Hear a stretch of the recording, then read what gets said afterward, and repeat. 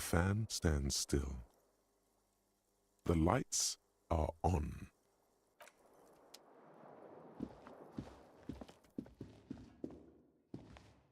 A mirror hangs on the bathroom wall. In it, your face, adorned with the expression. Thank you for the heads up. I did not realize that my mic decided to go to default for some reason. That was stupid of it. But hello. Hope you're all doing well. Zero, thank you very much for the heads up on that front. The window stands broken in its frame. Cold wind blows in. The shards face outward. Whatever broke this window came from the inside. Did I break them with my own hand? A fine web of scarring covers the back of your right hand, but none of it is recent. What did this then? More likely a projectile than a held object. There are no fragments on the floor from pulling a tool back in after impact. Assess the size of the impact. It is too large for a bullet, yet too small for a piece of furniture. You're looking for something heavy and larger than your fist.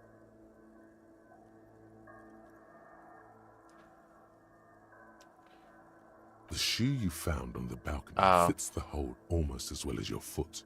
It would have also been heavy enough if thrown with force. Thank you for the head pats, Foxy. Foxy the Fox. Sherlock Holmes the game. Yes. Congratulations. Recovering attic and all. The window with your own shoe. What a stupid thing to Pretty do. much. But hey, at least you found your shoe. I Not did that it find will my keep you shoe. warm at night. Yes, indeed, I found my shoe, and I found out how I broke the window.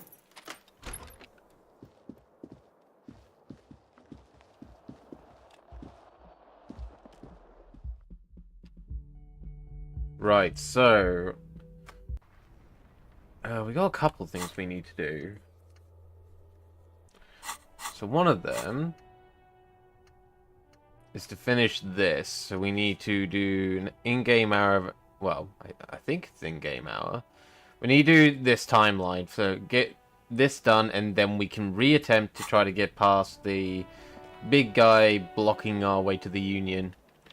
Hey, Fang, apparently I'm getting a carpet. I got an order confirmation email from random carpet store downstairs. Wait, what?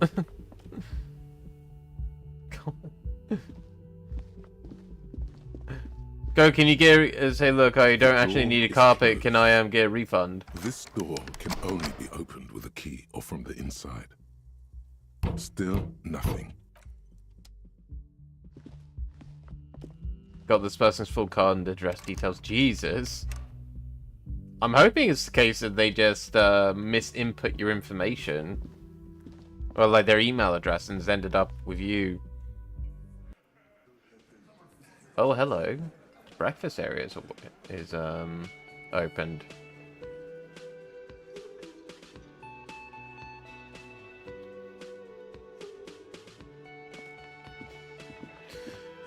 Morning, Kim. Morning.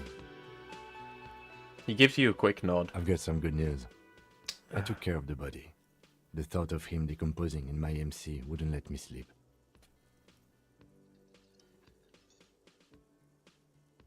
You know what? That's fair. I'm just glad he's gone. We have other matters to attend to. Ended up with the receipt cheese. The Union muscle finally turned up, and they look rowdy. We need to talk to them. Here's where you go. Can I get a refund? It just somehow gets refunded back to you. That'll be mental. What do you mean, rowdy? I mean ungovernable. Martinez isn't exactly enthusiastic about the RCM being here. They prefer to be policed by the Union. These men here. Oh, also, by the way, anyone new here? Apparently, there is Twitch integration that has been enabled. You should be able to look at like my journal entries, what I have inventory-wise, and help make decisions during dialogue parts. I don't know how well this goes, if it even works, but hey, if you want to play around with it, go for it, and let me know how it goes. Men who drink beer for breakfast? There's talk of an armed wing of the Union called the Hardy Boys, who are responsible for state policing. I think it's them. Are these the men the man told us about yesterday? I completely forgot. Sorry, I had a rough night's sleep. It's them by the looks of it. Loud and nasty, just like the manager said. One loose thread less to worry about, and one big problem to replace it. Right. There's so many of them, maybe we should call That reinforcements. would just escalate tensions. No captain would sign off on it. Solving one murder isn't worth a conflict between the RCM and the Debarders Union. In fact, even the death of 2 detectives might not warrant an all-out war. So let's keep a cool head, okay? Alright, well, consider we're trying to see the Union head. Why do we need to speak to them direct? Everything points to the Dockworkers Union. The belt used for Yeah, hanging alright, men, that's fair, the actually. circumstances in Martinez, my preliminary information, which may, of course, all be wrong.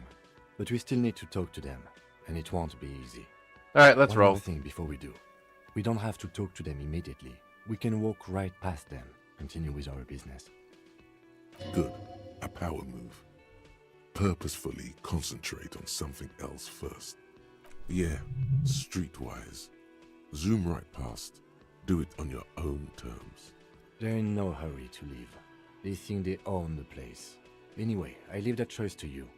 Whatever you decide is fine by me. Okay. Right, before we forget, let's pay this guy. Got the 20 real? Good. You got the room for the night, but remember, you'll need another 20 real tomorrow.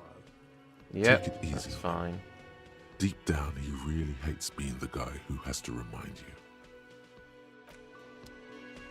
Alright. Just a Good moment. morning. Turns back to the cafeteria manager. She's agitated, judging from the way she keeps pulling at the frayed edge of her blanket. Oh. And there's no public phones nearby? The closest phone booth is down the coast. Sorry for the inconvenience, ma'am. The cafeteria manager appears genuinely apologetic. It's fine, I understand. Thank you anyway. I'm glad to see you again, dear.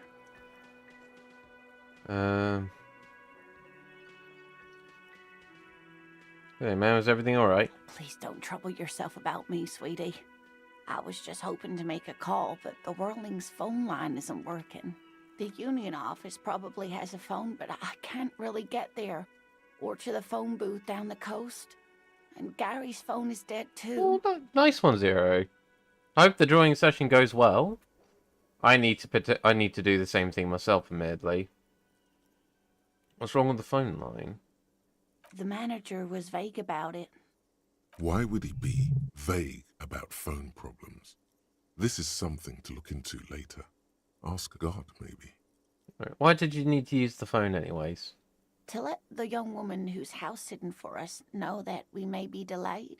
Morel, my husband, and our friend Gary were supposed to get back by Monday night, but they're still missing, and I haven't heard from them. Ah, I I see. was also hoping she'd heard from Morel.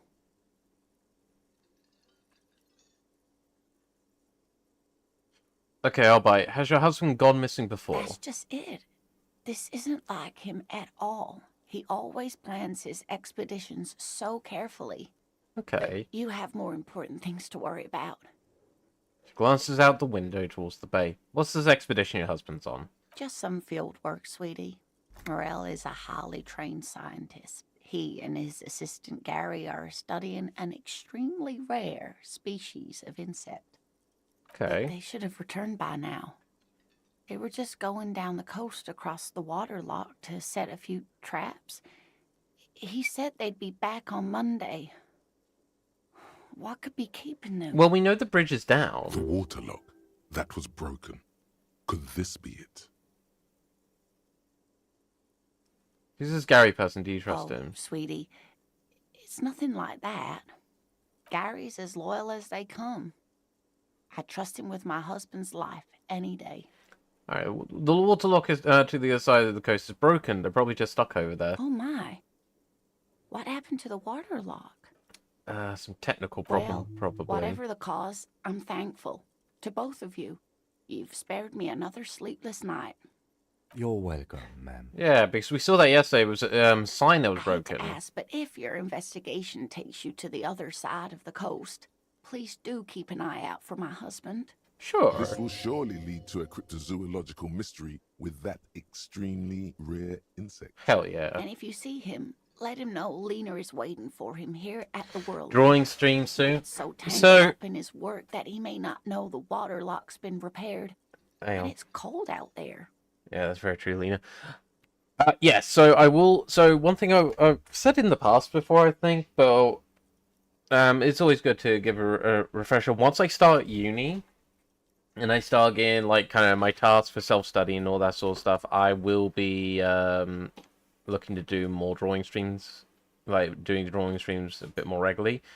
One, it's content for me to be able to stream, and two, it's an excuse to be able to do my studies.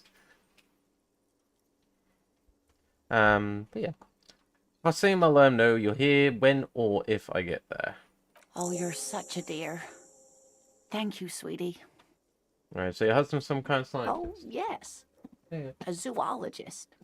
A cryptozoologist, to be more precise. So what is cryptozoology? I know what cryptozoology is, but clearly our detective It's a needs to know. pseudoscience that attempts to legitimize research into mythological beasts and urban legends. The lieutenant does not sound impressed. I thought about study streaming, unfortunately my laptop hates OBS. I That's, see. one opinion, yes. And people are entitled to their opinions. She's used to playing off such insults casually, but they still affect her. My apologies, ma'am. I did not mean to undermine your hobby. It's not a hobby, dear. It's a subfield of zoology, one specializing in animal species that are so exceedingly rare that many assume them to be extinct or even fictitious.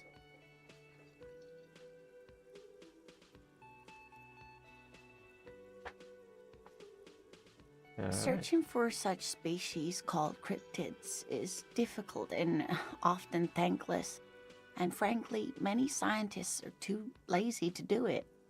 Universities these days are rarely interested in supporting real research. Ah, get to this the myth and strange here. Got the IP from the email server. Yep, it's looking more and more legit. It's an actual carpet store. Oh, I see. Just out of curiosity, what does the carpet look like, and is it any good? She's completely internalized her husband's struggles. They are her own. Fair enough.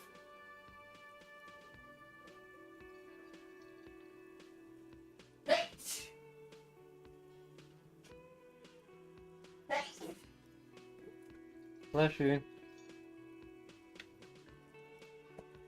Tell me more about Morale. Looks, character, Oh relationship. dear, I'm not sure where to begin. What does your husband look like? Well, his expression is slightly grumpy, but his eyes are always bright and curious, like a small boy's.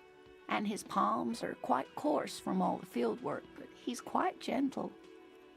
It's always a challenge to describe the person you know best in the world. Okay, that's fair. If I was to meet him on the street, what would I look for? Oh, well, he's a bit shorter than you, but with a larger frame, and he has longish white hair, usually a bit uncombed. You might say wild, even.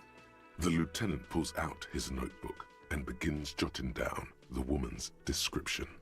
One other thing, he'll likely have all kinds of field gear on him, even if he's not out in the reeds, you know, just in case. That's fair. And how long have you been We'll married? be celebrating our 16th anniversary this autumn.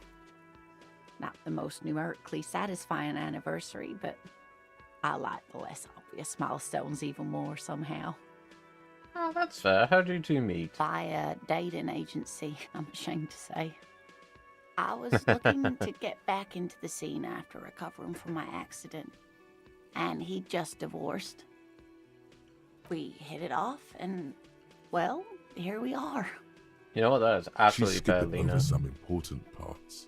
Perhaps you'll find out more later.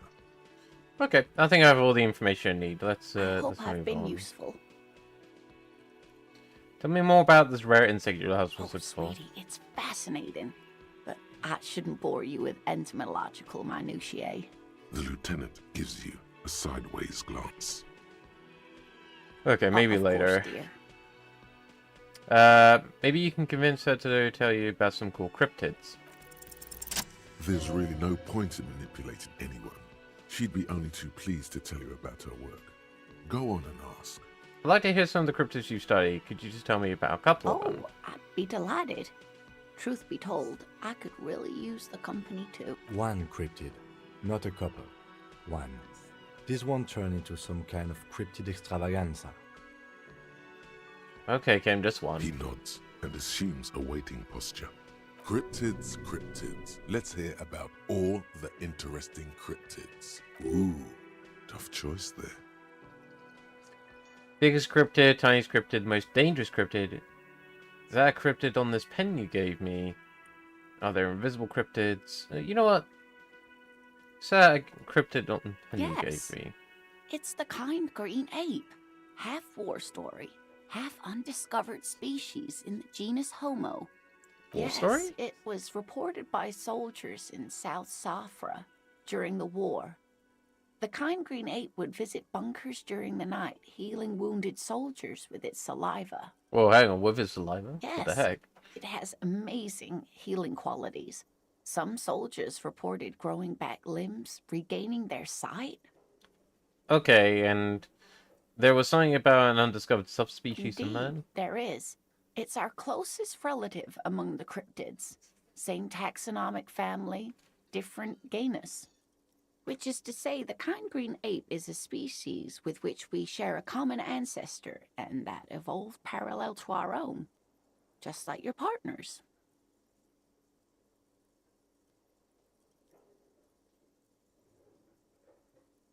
I don't want to be mean. But I also don't want to insult Kim. I'm not gonna lie, it's a The bit... lieutenant looks at you, pleasantly surprised. Oh, no, I didn't mean to imply that Saolites are inferior to us in many ways. You are superior. For example, your earwax doesn't have a foul odor like ours does.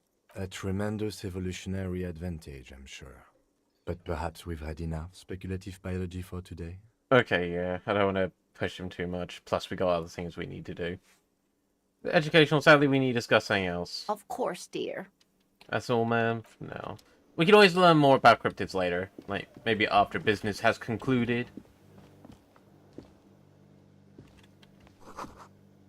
Where's this thinly sliced? You can see right through them. The man ponders his cooking utensils and gives you a little nod. Do you know what's He behind the looks blue up door? at you, then looks away quickly, shrugging and muttering something to himself. Shrugging is an international sign for, no, I don't know what's behind that door. Alright. Thank you. Door's locked, You isn't it, see if I a remember? heavy steel door with a prominent dimple lock. The cobalt blue, old cobalt paint, rough on the finger. Yeah, it's fine. That's the gardener, isn't it? Let me handle this. The woman says to the crowd and mess hall before turning to you. Detective disorientated. Are you still wondering where you are? This is Martinez, in case you've forgotten. I advise you not to overstay your welcome. You're the gardener. Yeah, you No, are the gardener. I am not a gardener. I'm a legal counselor for the Dock Workers Union. So let's Okay. get to it. You're looking for Titus Hardy? You think he has information that will help you? Maybe he does. She points to the man on her right. I'm guessing that person who's standing. That's Titus. Talk to him. But know this. I'll be keeping an eye on you. No strong arming. Nothing official. The District of Martinez does not recognize your authority to make arrests. Okay. It doesn't matter if you recognize our authority. We will make an arrest if we have to. She says nothing. Her glare speaks for her. What is your role in all this? Like I already told you, I'm a legal counselor. Do you have hearing problems? And what if I want to talk to you and not What Titus? you want is of no significance, officer. Don't test your authority. In Martinez, you are no one. I saw what you were thinking. You want to say, what are you going to do to me. Don't. Just because it's in your head doesn't mean you have to say it. You will not lose out on anything good by not saying it.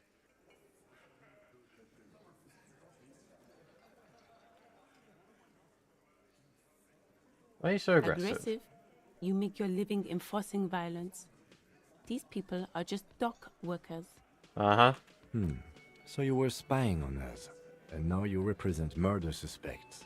Just dock workers. Listen, you moral intern lackeys. You're a mob, enforcing the unlawful privatization of Revachol. 20 fat men in the Occident are stealing it all, and you're their bodyguards. Oh boy, okay. I didn't realize I was going to get into this yeah. whole conversation with her. The tall, broad-shouldered man takes a sip of his beer. So ask what you came to ask, or get back to your commanders.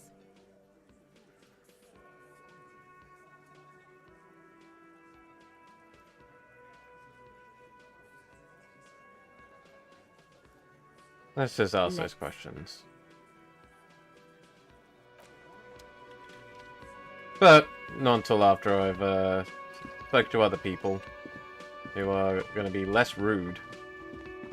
Oh, the guy's no longer alcoholed. It's all about Bunny. Alright, fair enough.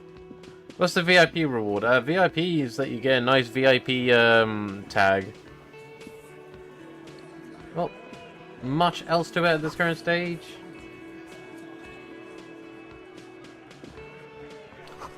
Because there are limited slots for VIP, and the cheaper variants have already been bought up, admittedly. Plus, there's not much else my channel points get used for. This is where you say your bit. Broad-shouldered man points at you with his beer can. Detective. The lieutenant acknowledges you with a shop note. He's leaving it to you. Precinct 57's finest scans the room, leaving the speaking to you. He trusts you. Maybe against his better judgment, but he does. Need to talk about the man with the hat. This is about him. Okay, well that was added more recently.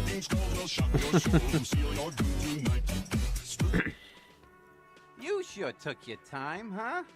Waited for him to get real ripe and pretty for you. Oh, he was a real pretty boy. Hanging up there. Fair letting out enough. That pretty boy smell. I can't for the life of me understand why you did it.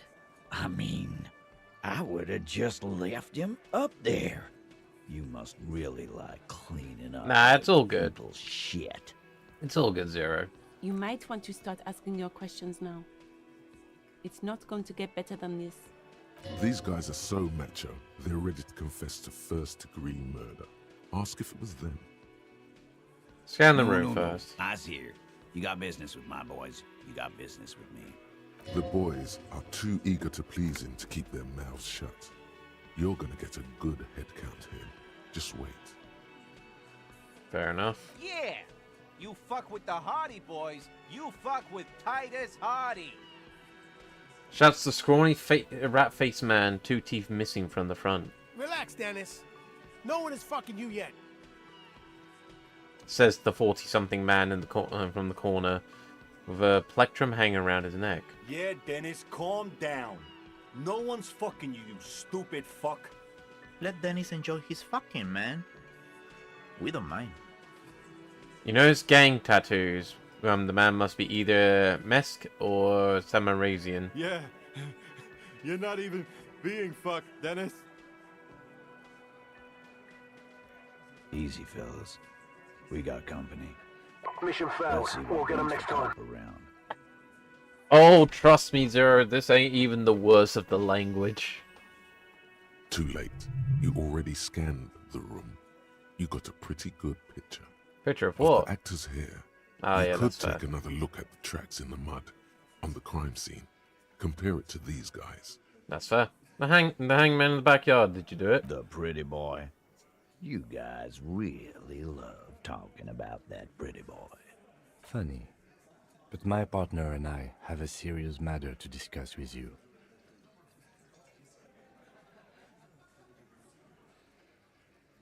Why is there a container belt around the dead man's neck? Container belt? Like we use in the harbor? Yep. Because we took it from the harbor where we work. Then we went out back and used it to hang him. We did this together. All of us. Until he was dead. That's why there's a container belt around his neck. Huh, so you just confessed to murder? Goddamn right. No. These 7 honest men have equally come forth. They told you what happened so that you don't waste any more of your time.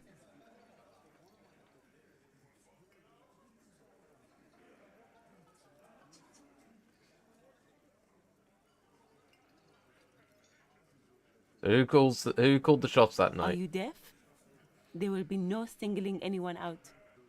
You can't arrest a Hardy Boy without arresting all Hardy Boys. Do you think you could do that?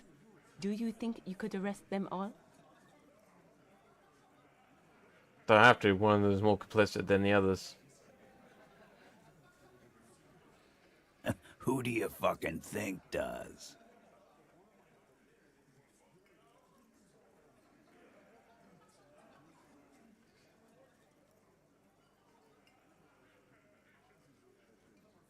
You know, I thought she It did. wasn't a question, dickwad. How fucking stupid are you?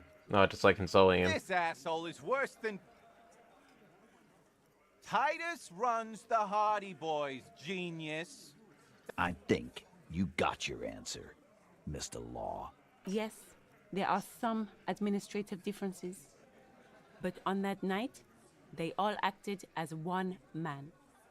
How many people have you sent to the Shays? Ever felt remorse for them? Or send them to Reunion to rot. For 20 years. For life.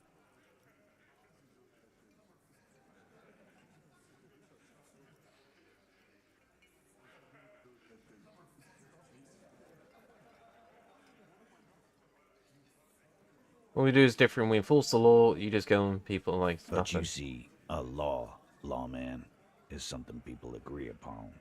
And here in Martinez, we agreed that this man had to die.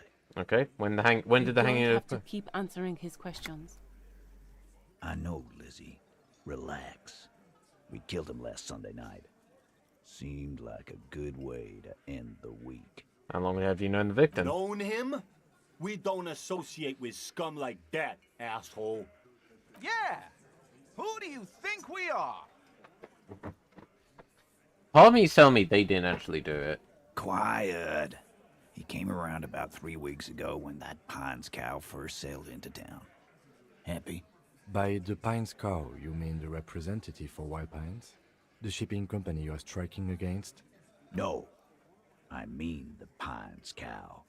The stupid-ass cow they sent in to fuck us over. But you know what? Pretending to mull it Why over. don't you ask her about the pretty boy? I'm sure she has interesting things to say when you ask her hard enough. That's enough insinuation for today, Titus. Officer, your interview is drawing to an end. Don't waste your last questions. Why? 'Cause he was worthless mercenary scum. And he stepped out alive in my town. So he was a mercenary, that's it. And he stepped out of line. What kind of mercenary?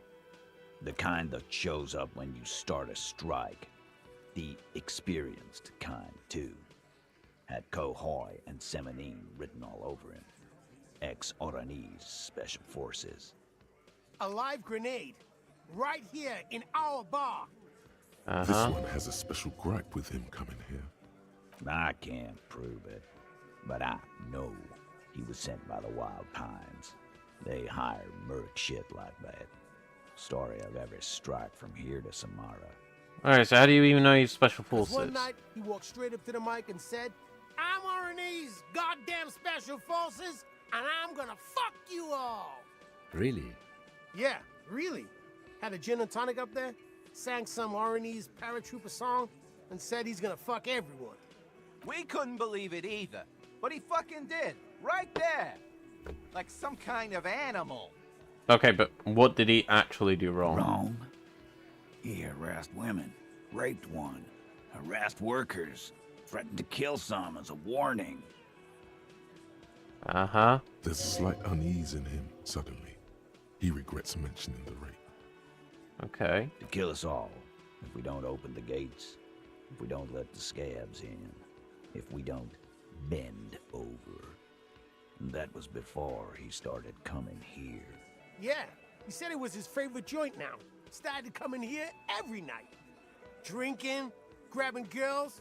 Grabbed one of ours mid-karaoke, right there on the stage. Surely the staff of this place would have known more about the victim if that was indeed the case, though. He grabbed someone? Yeah, this girl's on the mic. A beautiful girl, young. Gets into the second verse of Lover Lake. The fucker grabs her legs, starts screaming. Show me your cunt! Why don't you show me your cunt? Then, he gets knocked on the head with a wine bottle. Doesn't even fall down. Okay, was this the same girl that was, Aren't you fucking yeah. listening? My man is talking to you. He took care of it. They got the girl out before anything else could happen. Okay. Yeah, me and Eugene got her out. Aren't you fucking listening?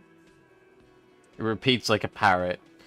Indeed, Shanky, you are indeed a parrot. Okay, so who did he do that to then, as this is a serious allegation? No, you're not getting the name. That's a Martinez matter. And I'm not discussing it with you clowns. This is a, this is allowed to be streamed on Twitch. Despite the stonewalling, you can slip one more question in. That's one last time. Titus, do not answer. You have been forthcoming enough. Fuck off, Carl. She's gone through enough without you harassing her too. She doesn't need more embarrassment. What are you talking about? Embarrassment. If someone has been sexually assaulted, we need to... What you need is to get the fuck out of my face. I've had enough of explaining myself to you fucks. He's dead. It's done. As you can see, these men can only take so much baseless scrutiny. I'm doing my best to keep the situation civil, but... Right. You're saying baseless scrutiny, but they have omitted to murder. It's true. She was the only thing holding him back. Okay. How'd you kill him We then? hanged him up by his neck until he got real still. Wasn't that obvious, copper? Didn't they teach you anything at the cop school, idiot? Right, I need to check something. Let me see.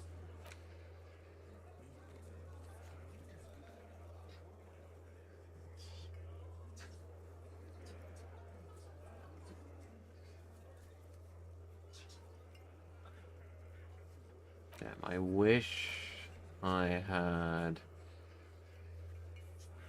the information from... Yeah, I can't access my inventory currently. You're pretty sure you've had at least 2 years of cop school and many more of active service. Certainly enough to not put up with this backsass. Deliver a knockdown observation. Now you listen to me, Sonny Jim. The autopsy showed the victim's hands weren't tied, no signs of struggle. Explain this and make it real simple. Yeah. Look, I'm not gonna play 20 questions with you, capo. I'll say it again. We killed him. No, you didn't. Yeah, I knocked him out. Came up behind him and clapped him in the back of the head. He went down like a sack of sand. Autopsy didn't show that. That's right, lawman. And then we hanged the fuck. What did you use? Knock him My out? fucking elbow, Copper. Samaran boxing style. Okay, well, when did this happen? Right fucking here. Eugene already told you that the fuck had started coming to our bar. Yeah, man, weren't you listening?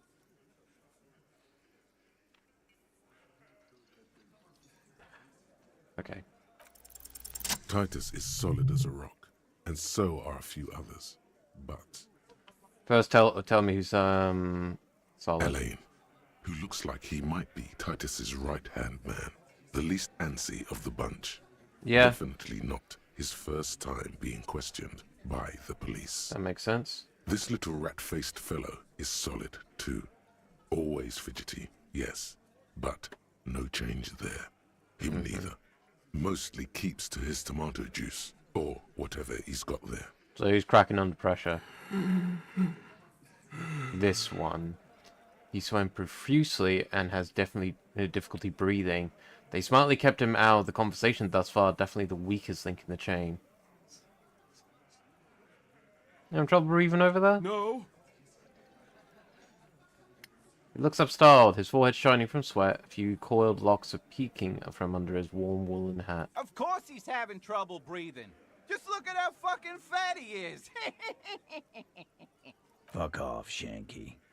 Angus is a powerful guy. All muscle. Keep your eye on this powerful guy. Sooner or later, he's going to break like a piece of twig. So you're not telling And me. fuck you, too, copper. Picking on Angus like this. We're done with this schoolyard shit. And just so you know, he doesn't have trouble breathing. His all-muscle comment wasn't sarcastic. He's genuinely trying to look out for Angus. This one is a stone wall. You won't get more out of them about the night of the murder. Not yet. We need to isolate this guy somehow. Like what, copper?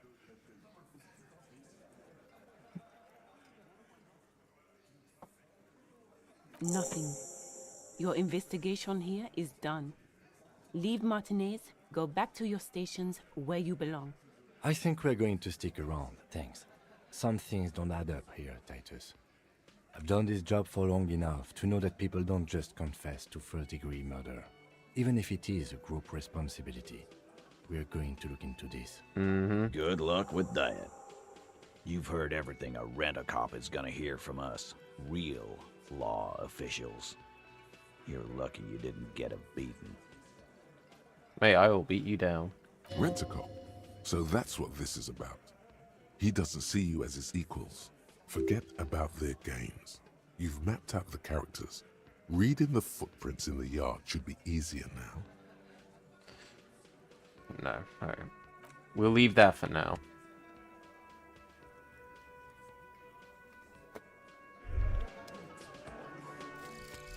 Advanced race theory. There we go. Everything is calm in the eye of the race storm. Your mind is lucid and bright. The mind-bending phylogenetics appear more distant and, to be fair, a little ridiculous. The great race mystery has cleared up. All that's left I'll to show do you in a is moment, formalize your Zero. thoughts. Go and talk to Measurehead about your newly found insights. Accept. Right, so we have stats. These are different stats that we have, and certain things require like skill checks, and that 3% thing was a skill check to try to essentially get either. For that one, I believe it was to establish our authority, which probably works off this. It's got -2 from my. Actually, why was currently giving us minus authority?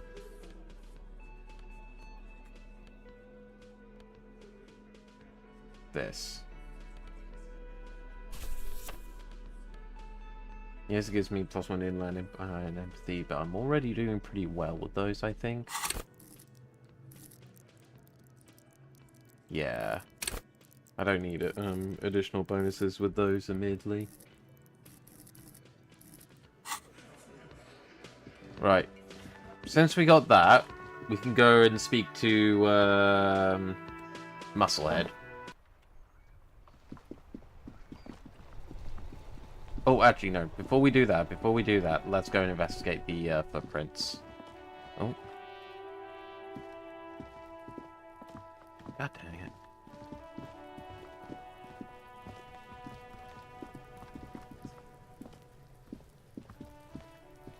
There are several footprints in the mud, left by work boots, Anywhere from 6 to 12 pairs have walked here. Visual calculus, medium 11, get an exact count. So here we go. So with this works off my visual calculus skill. I am getting a plus for counted the Hardy Boys, a +1 for Hardy saying they hanged the victim, and +1 for Biscuit said go do it. Wow. God damn Still it. not doing it. You're bad at this. It seems really important. Tracks of the scene. I can't read them all, Lieutenant. Why is this so complicated? I keep failing. Maybe you keep failing because you suck. Oh, god damn it. I need to put skills into visual calculus to open the white checklist again. God damn it.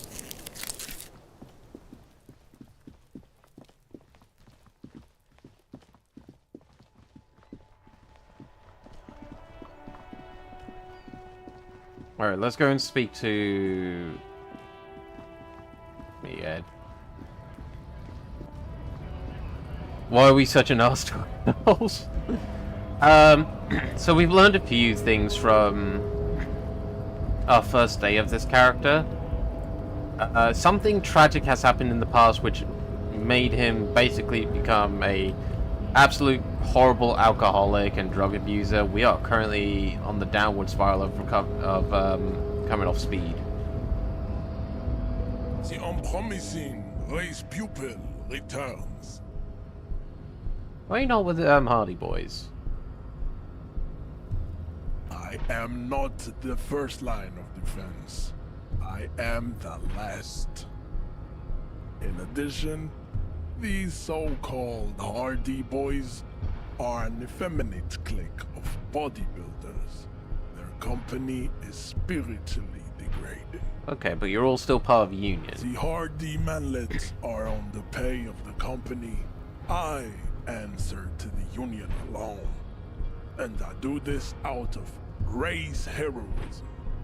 Finance is an alien concept to the Simmons. Yeah, fair enough. Now leave me be. I must luxuriate in the company of my woman. I think I know what the race enigma is. And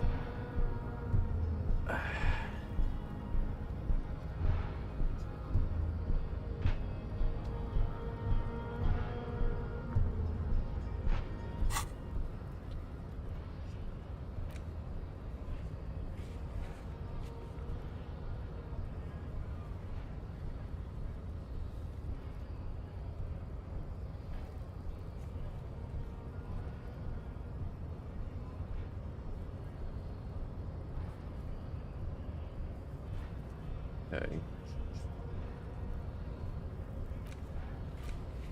The thing I want is this one.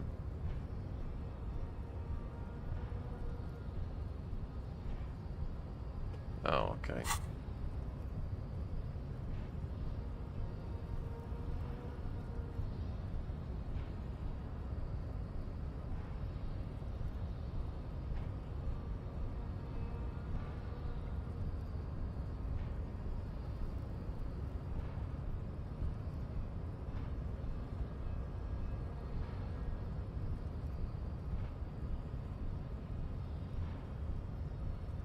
look, babe. The minion of law is also a racist. But his racism is basic and rude. He thinks he has solved the great race enigma by describing a rude mechanism of scientific competition. So unadvanced. Uh-huh. The basic race education he received in high school has led him to think his phylum are the sole authors of race theory. An esoteric study reaching back to the ancient mass society of Pericarnassus over 4,500 years ago. Basic racist, I take pity on you. You clearly want to enter the harbor bad. Like a little boy who wants to go on the potty. I can press the button for you. It Sure. very well. You may enter the door once. Our race conversation here has concluded. Finally. Let's go. Indeed, finally. Kingdom of Conscience. The Kingdom of Conscience will be exactly as it is now. Moralists don't really have beliefs. Sometimes they stumble on one, like on a child's toy left on the carpet. The toy must be put away immediately, and the child reprimanded. Centrism isn't change, not even incremental change. It is control over yourself and the world. Exercise it. Look up at the sky, at the dark shapes of the coalition airships hanging there. Ask yourself, is there something sinister in moralism? And then answer, no. God is in his heaven. Everything is normal on Earth. Okay. Oh, that was that. Right, where are we? I need another skill point to unlock that one. What are we getting for these? Raised to 5. Speed gives 1 side. All endurance white checks unlocked. Learning cap for endurance raised to 4. Plus 20 zoom for out distance. All motrix learning caps involved by 1. Learning cap for rhetoric raised to 5. Plus 1 capitalization. Learning cap for volition is raised to 5. Learning cap for logic is raised to 5.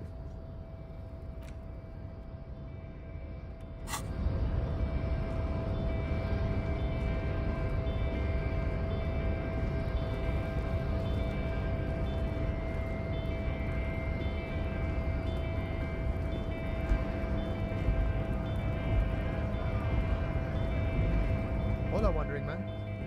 How can I help you? No.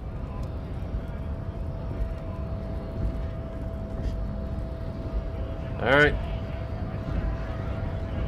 How do we... Wait, what?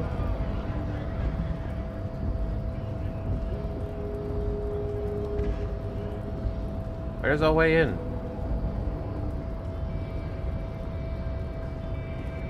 Is it this? Oh, it is that.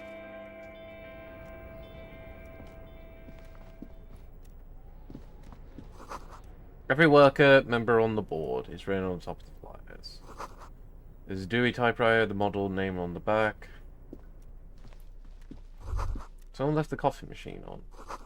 Dark liquid in the pot almost looks sentient.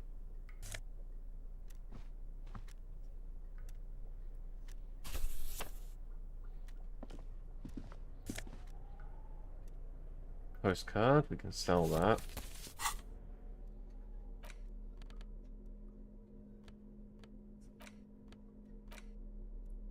The front of this quarterly journal features a large satirical portrait of the late King Friesel. From the sides of his head, a pair of white antlers spread to the corners of the cover. Okay, but why Because antlers? white antlers are one of the symbols of communism. They represent a society in accord with the natural world and at the same time above it. Because Friesel was incompetent, foolish, and cruel. In short, the embodiment of everything the communards wished to overthrow. It's satire, you see. I see. Okay, let's flip through the pages, see what To your catches my eye. disappointment, there aren't any full-color pictures to direct your attention. Just column after column of closely set text, interrupted occasionally by little doodles in black and white. After rifling the pages with your thumb several times, you return to the table of contents. The magazine is divided into several sections: international developments, Kunst und Kultur, and local concerns. Just inside the cover, there's also an editor's note. Alright, what's the Comrade, note? as you know, this journal takes its name from Mazov's immortal expression, Du cristal à la fumée. This was his way of describing the way the rigid, crystalline structures of capitalist ideology turn to smoke under communism. But, like the structures of capitalist ideology, we too are at risk of going à la fumée.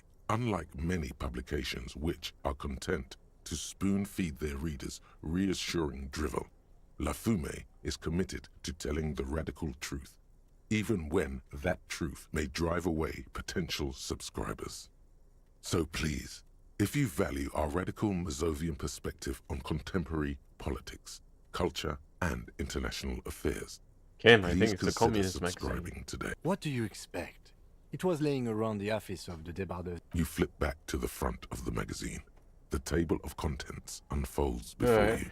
What's the international This section developments? includes a long, tedious critique of the latest round of free trade negotiations between the EPIS nations and the Free State of Semenine. You also skip over an article about heavy fuel oil smuggling along the Messina border, something about bear wrestling in Samara, book riots in Yugograd. Face it, you really aren't interested in foreign affairs. You flip back to the front of the magazine. What The is table of Kunst und content, Kultur? it takes a moment, but gradually it dawns on you that Kunst und Kultur must mean arts and culture. As you leaf through this section, you come across several reviews of recent radio plays, as well as a brief artist spotlight featuring a local artist identified only as CS. The main feature, though, is a long essay titled Tip Top Tournée, a critical Mazovian perspective. Read the profiles. This yes. so-called artist spotlight is really just a brief Q&A, made all the briefer by the subject's evident hostility to her interviewer. What's this top The training? actual article is surprisingly light on details, but after skimming a page or two, you gather that it has something to do with motor carriage racing. If you don't follow it, you only ever hear about the ludicrous sponsorships and obscene death toll. Let's see what they have to say You about think you're Tip Top. settling in for a relaxing recap of the most recent season, maybe sprinkled with some nice anecdotes about a few of the more colourful drivers. Probably not, though. Instead, you find yourself skimming a 10,000-word feature about all the politically problematic aspects of Tip Top Tournée. Oh, God. Where to even start? For one, there's the crass commercialism of its sponsorships, and then there's the practically criminal emphasis on deadly motor crashes. Okay, who wrote this? Oddly enough, this article has two bylines: Nasteb Encolada Bernal and Exilus Buka. Okay, and what's about Under sponsorships? capitalism, the article says, every pursuit has its price. Every pleasure, even one as elemental as the joy of racing others around a track, is reduced to an advertising opportunity. Thus, the so-called tournée becomes a competition between increasingly meaningless brand signifiers. Your discount laundry detergent racing against a pack of Astra cigarettes, or even a fritter. Right, but then you can see the And crash. that precisely is what's problematic about it.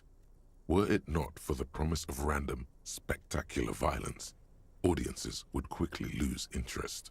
At the end of the day, it's the destruction of these 750,000 real racers that you're really watching for. No, I'm pretty sure I would, like, just Sure, racing. you think that, but subconsciously, it's the visions of brand names being engulfed in flames that you crave. I guess I never really thought about it That's much. because you haven't been reading critically. But don't worry. The whole point of these sorts of articles is to let someone else read critically for you. I feel like this magazine has an agenda. Hey, Kim, this article says no one really watches Tip Top Tourney for the races. Come on. Can this article read your mind? It seems A certain to think so. kind of young man reads one or two books and suddenly thinks he understands the secret structures of reality. If I had to wager, I'd say they've never even seen the inside of a motor, much less a motor race. I take whatever they write with a large grain of salt. You flip back to the front I of the agree with magazine. you there, Kim. The table of contents unfolds before Alright, you. let's see about local Unsurprisingly, concerns. much of this section is taken up with articles declaring unqualified support for the dock workers' strike. You skim the headlines. Paint the harbour red and white. Martinez tames the wild pines. A city in revolt. First we take Martinez, then we take La Delta. One of the editorials proclaims that the more the forces of reaction attempt to crush the body, I the apparently more accidentally defiant made a the selection spirit without of meaning to. communism becomes. You flip back to the front of the magazine. Alright, put the magazine away.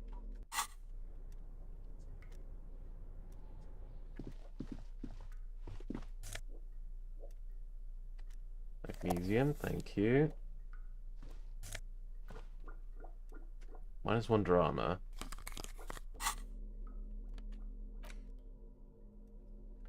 Not really done much in the ways of drama, so yeah, let's just put the sunglasses on. Let's be cool. It's because shift is run, and tab is to highlight things. An imposing combination of a punch clock and a payphone is looking down at you from the wall.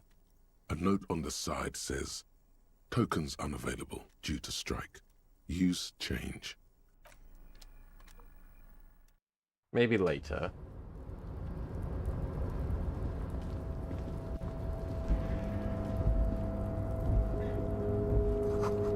It's collecting rainwater.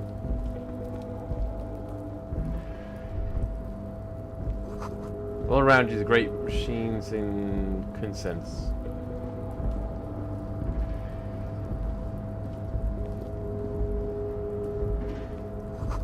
White pine trees are printed and screen covering. Looks like a forest under snow.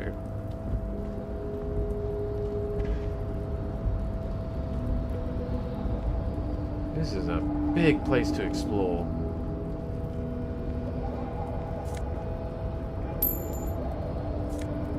Spare Riel. Health item. Industrial lettering on the floor. Svalsund.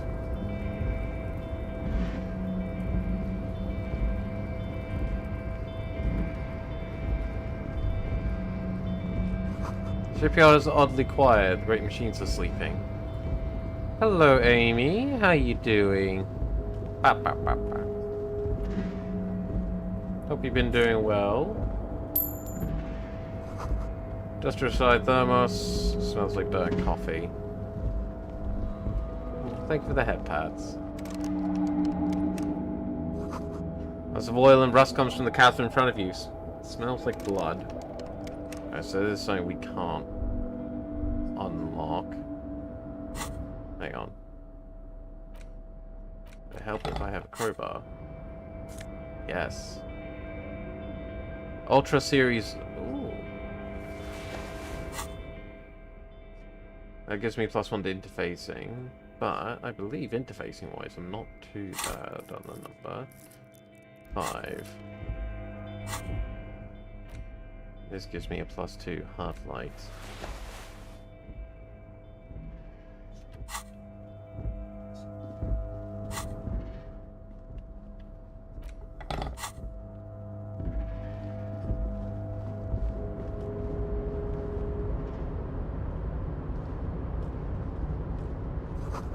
Oh. Awoo! Banner sags under the weight of the rain and I missed the rest of it. Container, container, I'll turn you nice and red. Container, container, put the logos on. Hey, Leo. The accent is so thick, it's impossible not to notice he's Ubi, from the vanishing peninsula of Ubisund on Muindi. Container, container, used to be Wild Pines. Container, container, now belongs to Everard. So here's Everard. Everard, Everard, Everard, he looks after everyone. Huh? Well, hey there. How can I help you, mister? The look in its deep blue eyes is as sincere as you've ever seen. Kind of makes you feel like an arsehole for no apparent reason. I see you are not a union man, mister. Did you get lost? You're not one of them scabs, are you? No. I mean, I don't personally mind. Folks is just folks, you know, and folks gotta eat. Just some of the other guys don't look too kindly on the scabbing kind, if you know what I mean, mister. You're, Ubi, right? Oh, yes. Born and raised in Arish, mister. Mum had to leave my dad after he got a bit violent. Took us here to the new world. I was about 10 then. Too old to lose my accent then. People say us Ubis are up to all sorts of trouble with sheep and other animals and whatnot. I just want you to know there was never any of that where I come from. No, sir. Those are just nasty rumors. Thank you for clarifying that, sir. What are you doing with the containers? Oh, I'm just making some covers for them containers here. Yes, I am. Yes, I am. So it's easier for the crane operators to spot them. Everything is so pretty and red. You and Leo look like brothers as you glance around with similar childlike wonder.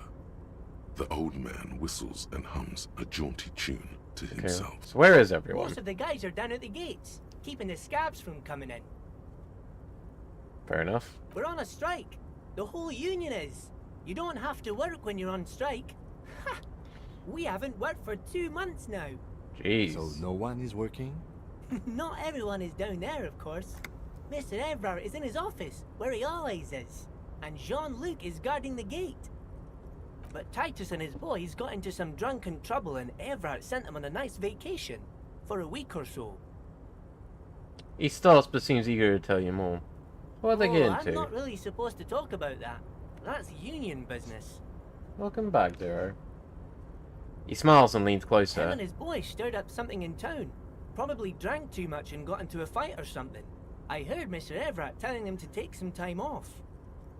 Don't go all bad cop on this simple, friendly fellow. Did they kill someone? No, I don't think they killed anyone. Let's better talk about something else. Titus and his boys do good work. Oh, most of the guys were on a strike. So no one? Not but Titus and his boys got into some drunken trouble and Evrard sent them on a... Oh, I'm not really... Him and his boys... Don't go all bad cop on this simple... I guess the boys got a bit too rowdy and had to let out some steam. I don't really know the details. That's just how boys are, you know. I haven't been in a fight since I was in middle school. Easy, Leo. Let's keep this on the hearties.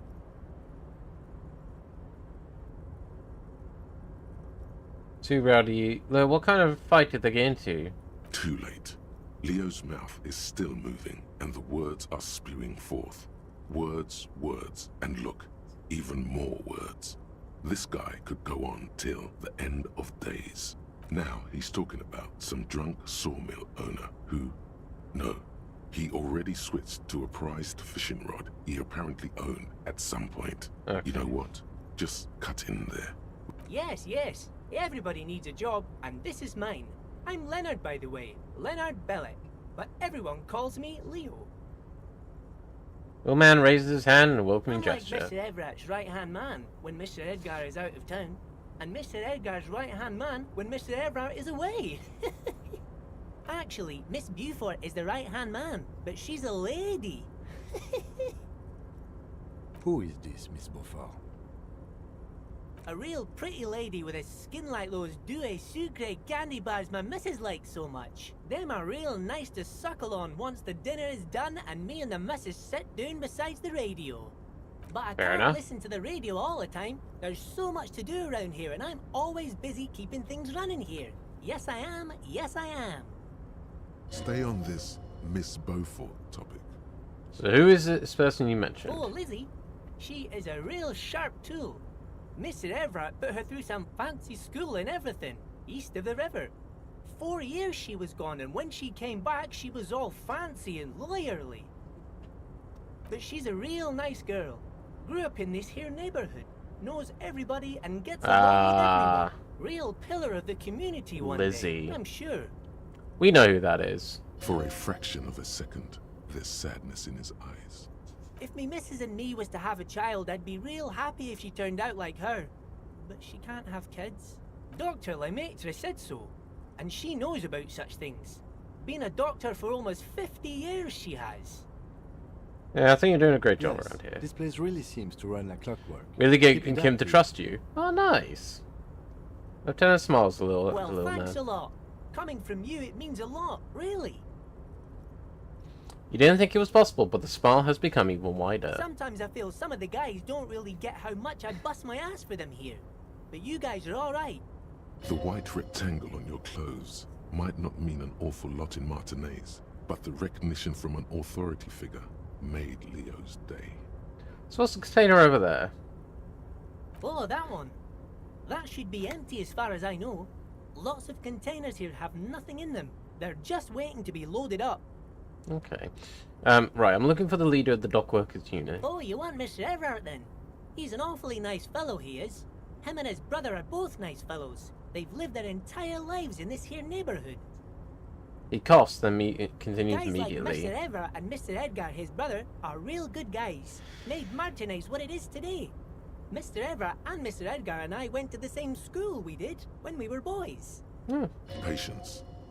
Deep down you have the mental power to keep listening. Not many would, but you do. Okay, don't interrupt. Had an arithmetics teacher, Miss Bellows. Her real name was Miss Bellams. She was a real pretty lady, but when she got mad... all the boys liked her, if you know what I mean, mister. We used to sneak in her yard in the dark and peek through the window. One time we saw Miss Bellows with a fellow. Yes, we did, mister. Them was naked too. That's all I got to say about that. Fair enough. He keeps nodding and looking at you with a smile that's too sincere to be clever. Finally seems to lose his internal struggle and he adds. Very interesting, very interesting. Can you tell me the whole thing? Almost forgot. Mr. Everard is in that container over there. I got distracted telling the story, but he's in there. Lovely, Bye thank bye you. now. Leo's a nice guy.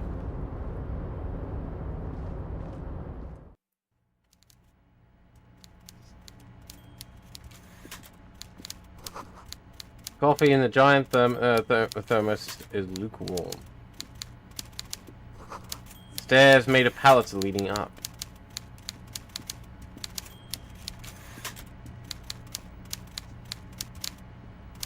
A taxidermy fish that tells time. Alright, Mr. Everard. Before you is a walrus of a man seated behind a large desk. He looks up from his work, not the least bit surprised to see you. With great effort, he straightens himself up in his chair, yet says nothing. He's a typical power play. Wait for him to speak first.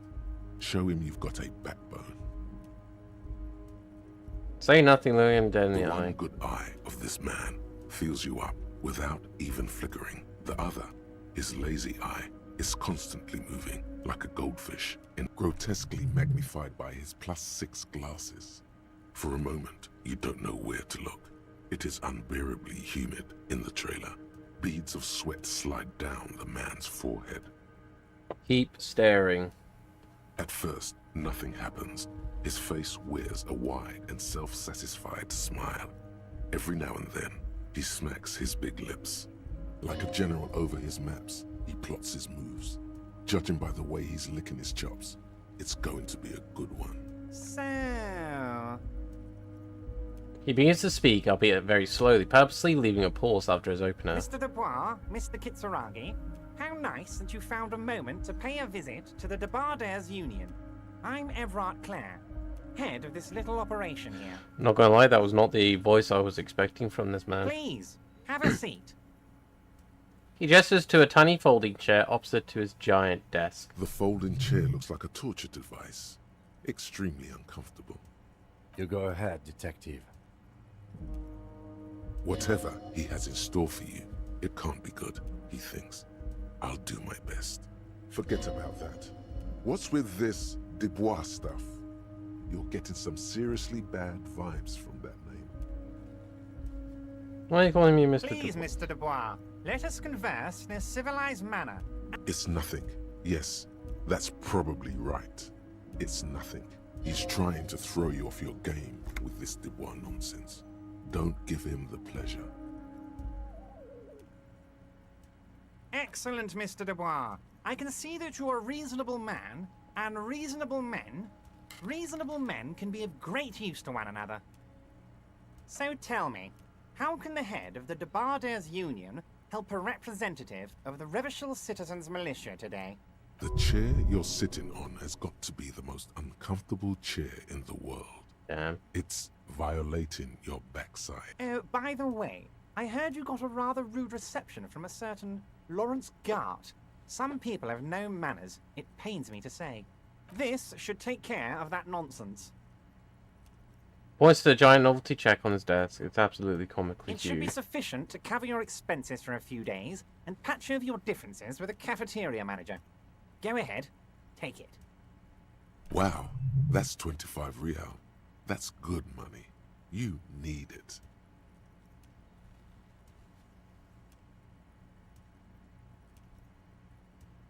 Thanks. Don't mention it. But also, don't forget it. I'm just kidding, of course. Is he? Now, I'd like to set your mind at ease about one other matter. Your lost gun. Let me assure you, Union people are on it as we speak. I've got my best hounds looking for that lost gun. His slug-like lips move, but all you hear is an echo.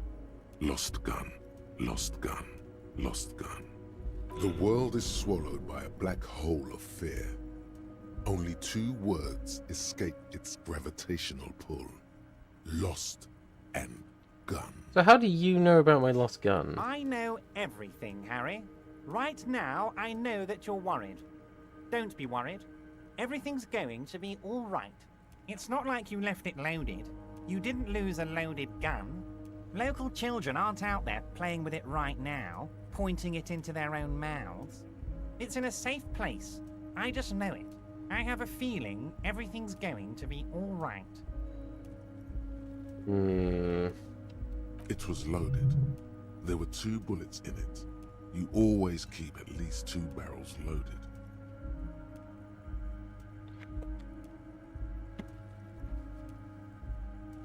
Officer, we will deal with this later. We don't need Mr. Clare's help with this. Oh boy, okay. We are totally not worrying about this. I wouldn't be so sure about that. Oh, I took... Fuck. God, you're sweating. Your knee is jerking. You're about to cry, aren't you? You're about to cry because you lost your gun and those Well children done, Zero. are gonna shoot themselves with it. Mr. Dubois. What is this, Mr. Dubois? He keeps repeating. What is he trying to pull here? You need to cool the fuck down. Chill. Mr. Dubois! Mr. Dubois! Harry!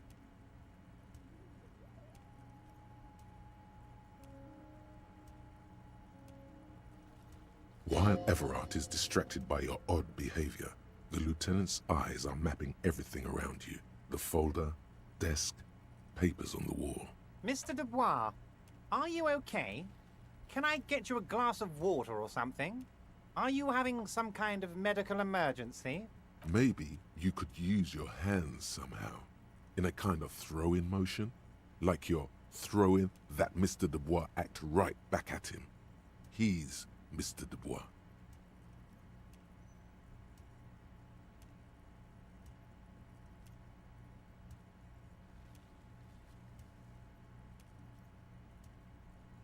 What an odd demonstration of...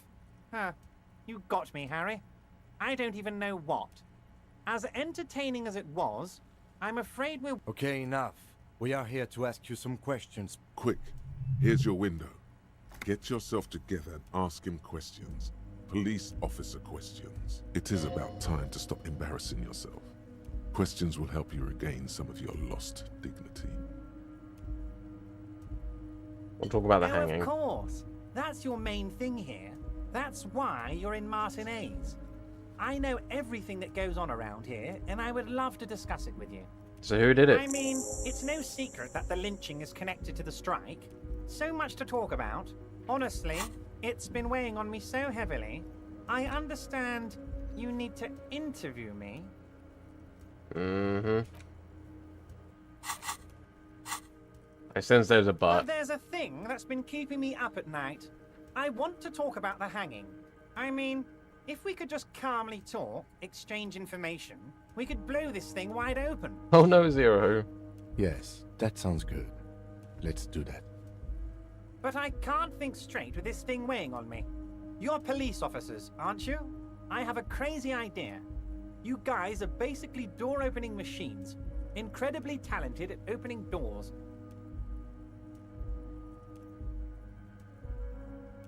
Oh, you're being too modest, my friend. But don't worry. This annoying thing I have is completely legal. I just need you to open a door. Does this jiggling ooze think he's going to use you? He's got another thing coming. Play his game, son, with your eyes peeled. He's going to slip up, and when he does, you're going to come out on top. So, whose door is it? No one's. It's just a weasel. A weasel lives there. Nothing for you to worry about. Harry, I'm a very busy man, and more importantly, I don't have that extraordinary physique you do. You look like you could run around all day. You want to send someone a message that the police are working for you. I repeat, I'm a very, very busy man, Mr. Kid. A loud blabbering weasel. When weasels feel no one is watching, they start acting foolishly. Just go there, unlock the door, and leave it open.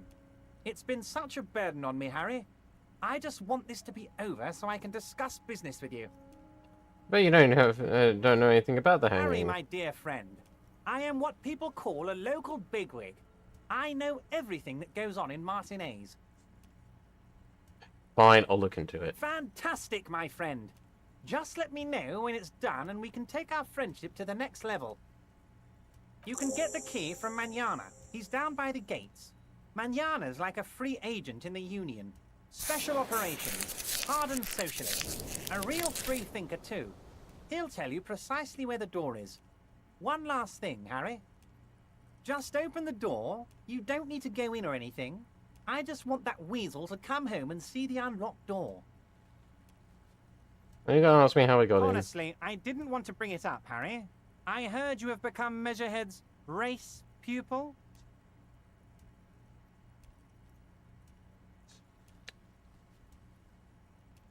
It was a tactic. I needed to get in somehow. Of course, Harry. Of course. You're not some kind of a fantastic racist now.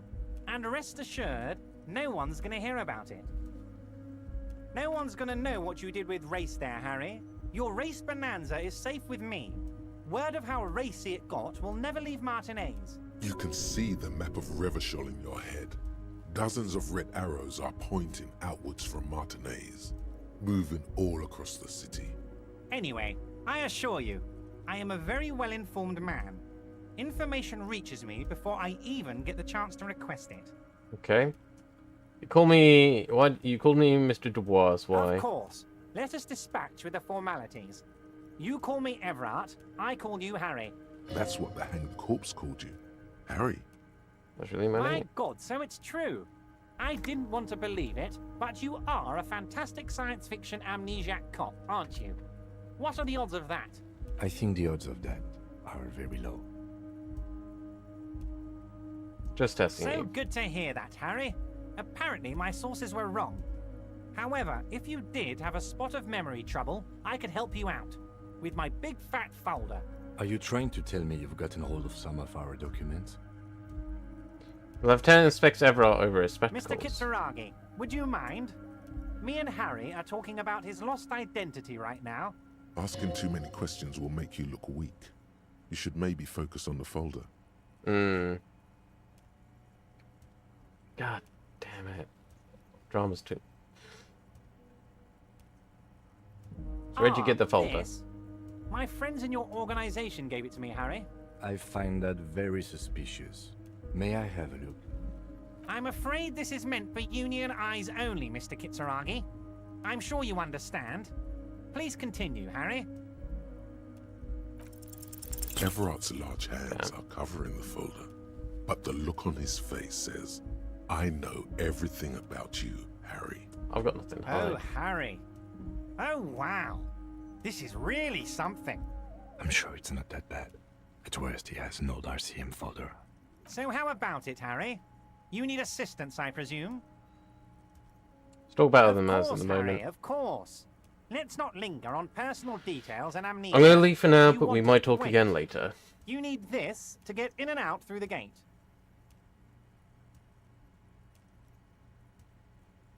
Here, Thanks. you're one of us now. A real red and white Union man. Take care, Harry. Items.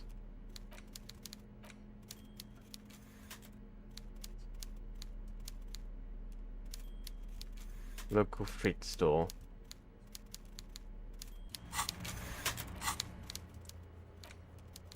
Open apartment door for Everart. Okay, let's get out of here for now. Yeah, that indeed was something. I don't want him to... Because he is very comfortable with his position of power. That is one thing abundantly clear. Speaker tower is silent. There's no work organized in the yard below. I want to minimize his influence over me.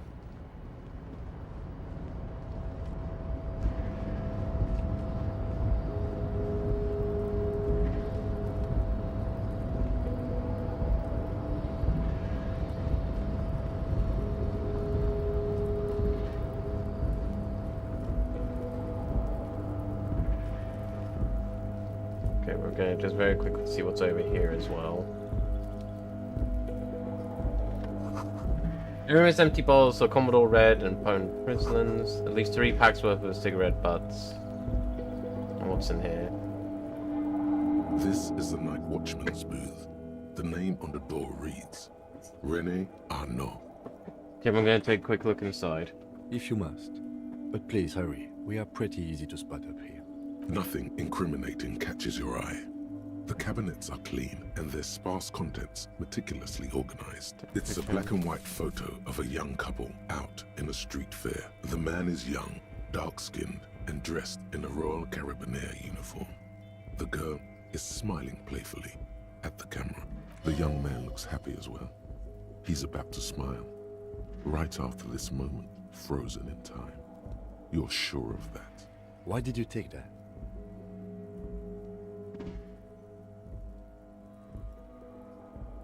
Fine, but let's move. I don't want to be seen, Snoop.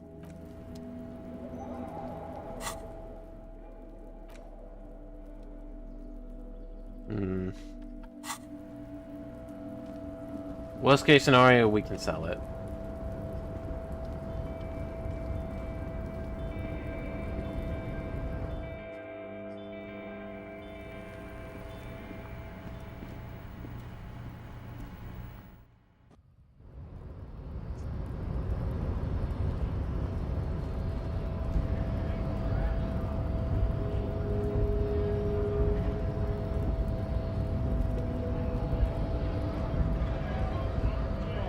Okay. Alright, let's go to the feet test store.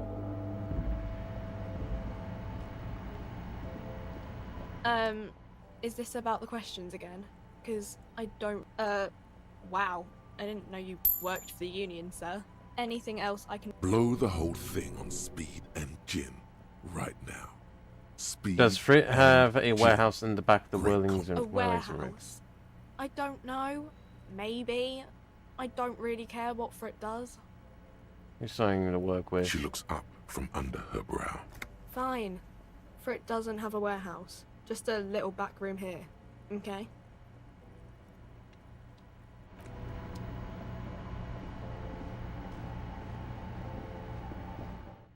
Okay.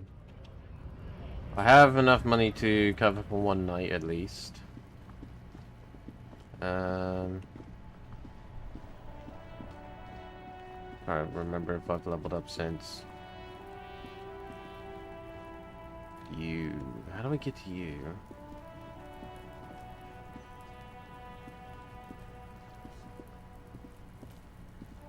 There are several footprints in the mud, left by work boots.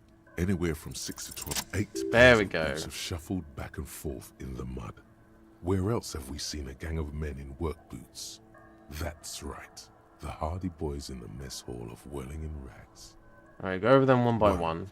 Standard work boot. Steel reinforced toes. Number 46. Just like Titus was wearing in his booth. This is the big dick. Titus Hardy. The one with the bald cap on his head. My 4,008 weeks of college so far, I'm doing well. Oh, very nice. Out of curiosity, what are you studying, Zero? They didn't even bother to change boots. Putting them on the scene is easy. Maybe even too easy. 2. Standard work boot. Steel reinforced toes. Number 44. Either the blonde muscular guy, Glenn, or the young guy with a plectrum around his neck. 3. Hobnailed work boot. Steel reinforced toes. Number 43. The inked banger, perhaps. Possibly. 4. Standard work boot. Number 45 or 46. Yeah, no worries, Zero. Theo, the old smoker. You think you even see a tiny fleck of cigarette ash inside the print. 5. Another standard work boot. Reinforced toes. Number 44. Same as before. Either the musician, Eugene, or the muscle-bound blonde, Glenn. 6. Light as air. Same make of boot, but number 41. Small like a rat. Shanky. Should have gone this earlier. Better late than never, detective. The whole world is dark and the tracks burn in it with strange beauty. Okay, let's count the rest. 7.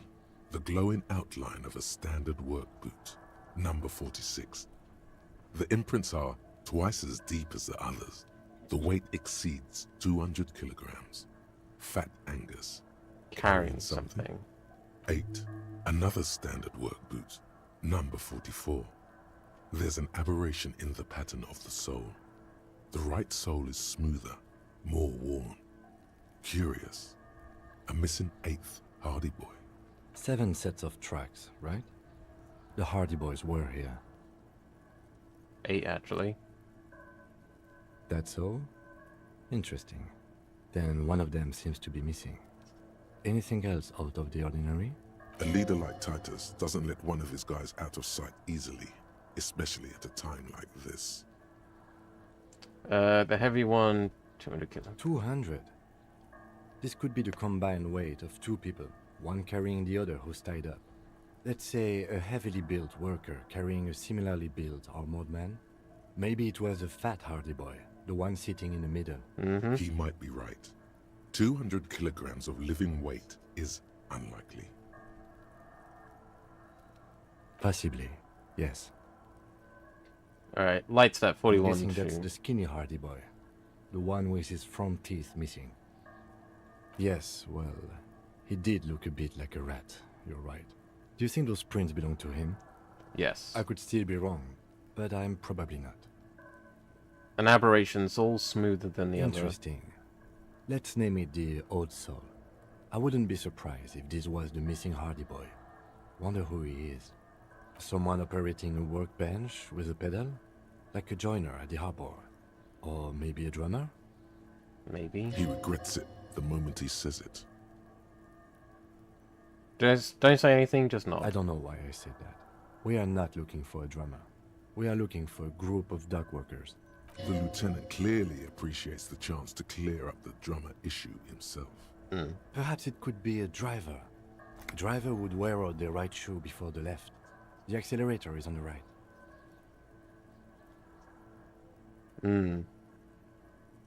We should keep our eyes open around the traffic jam. See whether anyone strikes out as a potential suspect. Seems prudent, no? Yes. How old do you think these tracks are? Maybe. 7 days would fit the time frame provided to us by the caller, who reported the hanging. It is not impossible. How do you know? I pulled last week's forecast for coastal Havashol. 7 days below freezing. The day before, the day of his hanging, was the last warm day. Correct again. Sub-zero temperatures would preserve the tracks in a good state. The commotion here could have taken place a week ago. Okay, what do you think happened here? What do I think? A mob of people brought something heavy to the tree. One of them was carrying the victim. They shuffled around, especially under the tree. Then, after hoisting him up, they stood in a semicircle facing his direction. At first glance, this appears to be a lynching. Indeed. They all stood in a row here and looked at the tree. So far, so good. Only one thing missing. His face, he looks at the tracks, face line up for the realization. There were 8 tracks. But there are only 7 Hardy Boys. Let him have his moment of joy. There's one pair missing from the Union box. The 8th pair. I'm going to say it was our old soul. So the old soul was presented by at present the lynching, but is in the missile right now. I doubt the Hardys are going to tell us who this person is. For now, it's best if we just keep our eyes open. I'm sure our investigation will eventually lead us to the old soul. Okay, yeah, we've been through that. Right. We've got as much info as I think we can at this stage.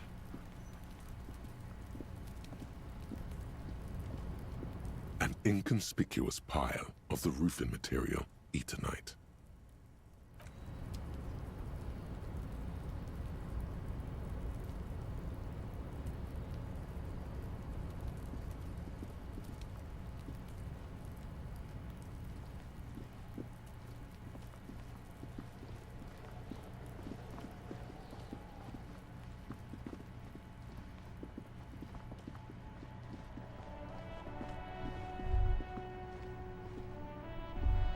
In the morning light, the white on blue police livery on the motor carriage cannot but catch your eye. Why am I even thinking about this? Do something important? Something murder related? There's always something important. Doesn't mean you can't take a moment to admire this piece of machinery. Even at a standstill, the unibody Caprice Kanema looks sleek and dynamic. The cabin is tilted frontward to give it a more aggressive, hunched look. Someone has waxed it recently.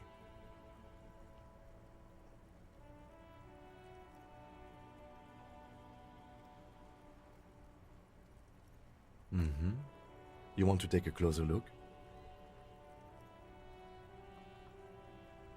So what's a pack? 130. I reckon that's a 7-liter V12 there. 7.2.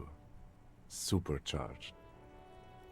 Lieutenant is trying to suppress a smug smile. Saying these words brings him immense joy. A fine machine. Run your hand over the smooth metal. An extraordinary machine. It's nice and all, but why so modest? Put some zing into it. Flare it up. Slam it down. It's a bit girly right now. Fit it with some proper off-road components. A winch and mud tires, we could take it off the beaten path. We are not going to, though, because this is clearly a sports motor carriage. Alright, that's fair. Right, let's have a quick chat to you. Still here, stuck in this damn jam. Right. What I'm hoping for is to be able to interrogate someone about their shoes.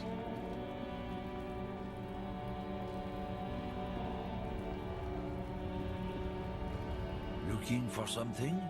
You could push him by asking him to show you the soles of his boots. He definitely looks like someone capable of a lynching. Let me see the sole of your boots. Been admiring the stompers, huh? Sure thing. Check them out. On the bottom of the man's boots, you see an intricate tangle of treads with no immediately discernible pattern. It's Revachol. Where'd you get boots like that? Custom made. Cost me a pretty penny. Yeah, but why? For when the invasion comes, the last thing they'll see before the lights go out is illustrious Revachol. It doesn't look like the lieutenant cares. He just makes a little note. The man bites his lip and drops the near-finished cigarette lingering between his fingers.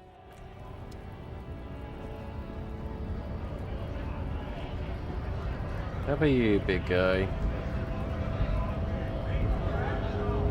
Right, 2, 1. Yeah, sure. When a bunch of ungrateful beats me. When the man moves around, there's something odd in the way he carries himself. His set of clothing looks vaguely mismatched.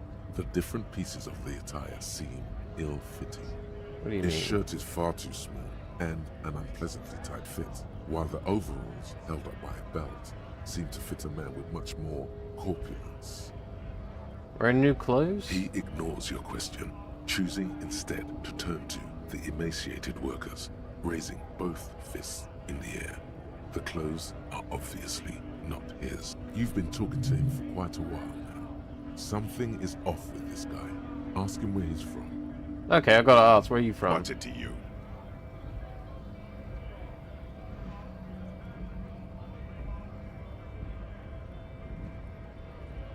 No, don't think we've met before. I came to help out the people. We're all workers, right? Workers stick together. Came from the eminent domain in Jamrock. Backgrounds in odd jobs, heavy lifting, cargo hauling, bouncer work. I know the drill. Maybe it's one I know? Worked at Territorial. Ring a bell?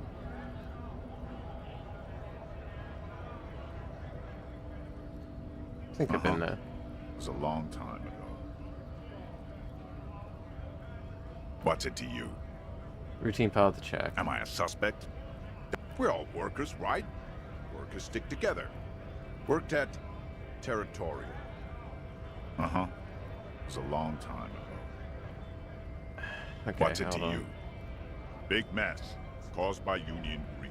We're all workers, right? Workers stick together. Worked at Territorial. Ring a bell? We're done here. I have a strike to break. Okay. There's nothing more I can ask him.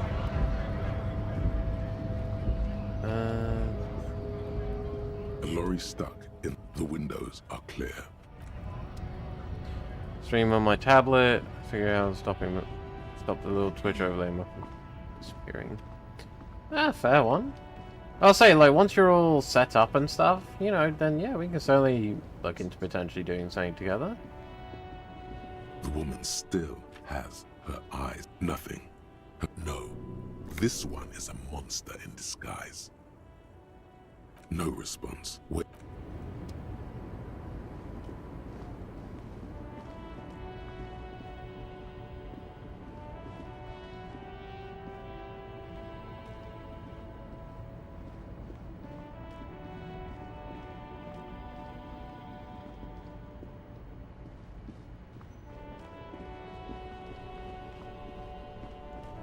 Would be less boring. You know what? That's fair.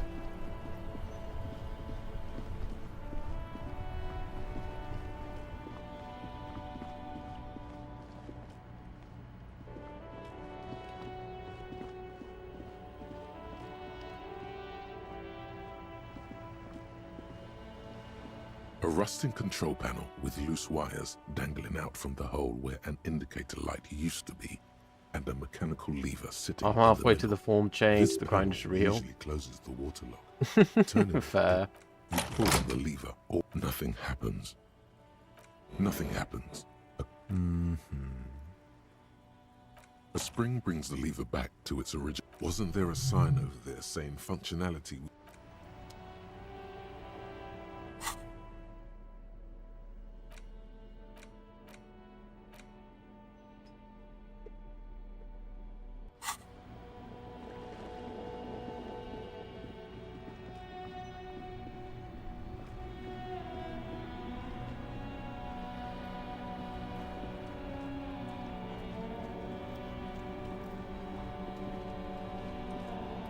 There's some folks to talk to here by the looks of it.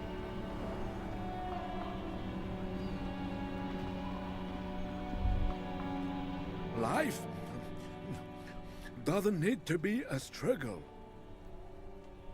I'll be with you in a moment, officer.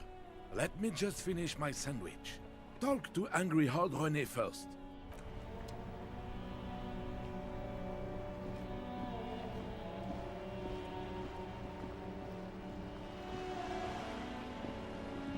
I realized it was going to try to take me all the way down, so... Spirited chops of flicks of swallows and fill the air. Have you no shame? Whining about your back every time you bring out the measuring tape. René, you're a man with a fork in a world of soup. Please, let's just try to enjoy the game, alright? Still chewing on his I'm trying sandwich. to, but you keep breaking my concentration. You're old. I can see that. We're both old. Now stop grabbing your ass like it's a girl. These manly men are playing balls. This is a ball game. Grab a ball and play it. Don't ask questions. Shoot first. Ask questions never. Shouldn't I ask what the game is No, first? You got this. There's the ball. You're the game. See? Your munching and complaining have ruined my concentration. Could the objective of the game be to throw the metal ball so it lands by the wooden ball? Ah, mon Dieu. Okay. The pain in my back is unbearable. I can't even say if it's in my back or hip anymore. Feels like it's in both. I hope you pass out from it, you goddamn jellyfish. Men like you are the reason this nation is sinking. Shush. Ignore them. They don't know what they're doing. They're old. You are letting down yourself and the team. Get in the damn... Doesn't matter what team. Pick a team. Any team. Why are you so mean to me? You're letting the eyes on the ball, Dinky Winky. Jesus. I failed.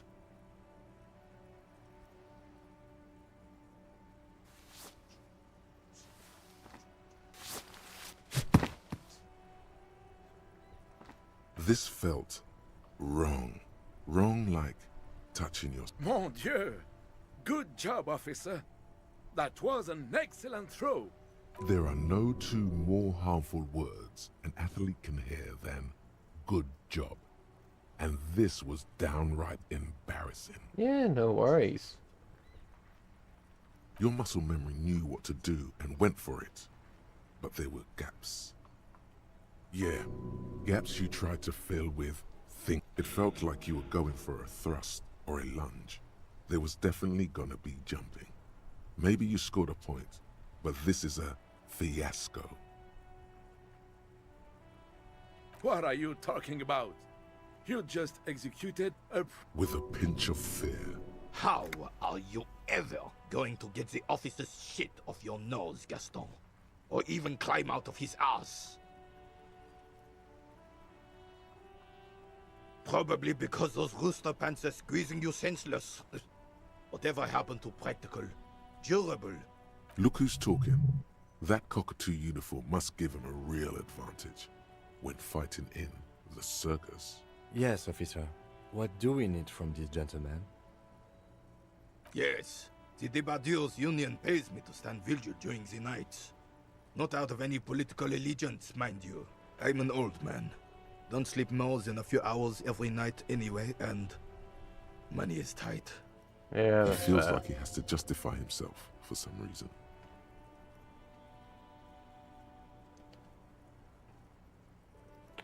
You must have seen something the night of the murder. Your booth looks Yes, into it the does. Unfortunately, I wasn't working that night. Been on a 2-week leave since last Monday. Oh, why were you on leave? It's a private matter. Nothing to do with your investigation. You see, officer, René is the kind of man would rather die than admit he needs medical assistance or, God forbid, sick it. A real man's man is just gonna ride it out. I'm fine, goddammit. Mind your own business. It's nothing. Just got to cut back on coffee. So who's working your shift? No one. The boss has been unmanned since last Monday. There's no other guard. It's just me. No one has been guarding the container yard since last Monday. Yes. It's not actually an issue. I mean... Look, officer, the container yard doesn't actually need a guardsman. Never had one before René. Monsieur Claire had that booth built specially for him. It's mostly decorative. The possibility of someone being in there is enough to discourage any ill-minded individuals. Evrard created this job for René because he knows the Royal Carabiniers' pension of honor and PTSD isn't something a man can live off. A decorated Kingsman collecting tear reflects bad on the whole neighborhood. His words.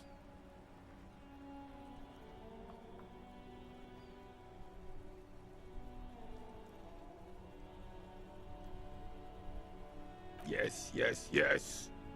Can we conclude the... He is not going to become an entrepreneur. She is nobody. This is none of your concern. The lady is Jeanne-Marie Beaulieu, and she sure as hell wasn't a nobody. Yes, yes. Like I said, it would be up anyway, so might as well keep an eye out. It keeps my senses sharp. Okay, do you know anything about the man that was hanged in the backyard at the Whirling in Rags? Unfortunately, I don't. Unlike most of the locals, I have no qualms about assisting law enforcement. But this affair has passed me by completely. And most of the locals? In Martinez, the Union is the law. So can you really blame them? So you don't have a problem with cops? Cop is a pejorative term. I don't have a problem with policemen. On the contrary, I admire the effort to bring order to our streets. So again, you don't know anything. If I knew, I would not be afraid to tell you. I simply don't. I'm an old man, not a coward. The daily business of the riffraff no longer concerns me. Okay. This is a man with a lot of past, but little present, and almost no future. So you'd be playing in the crater. Yes. The terrain here provides an interesting variety to a familiar game. That was I great. do. Fire from heavy artillery. Heavy artillery fire, you say? That's the best kind of artillery fire. Very Okay, it's great left by artillery fire, but why? What? Because that's what happens when communards hijack your country, execute your supreme leadership, and turn your capital into a slaughterhouse. You use heavy ordnance to clean up your home.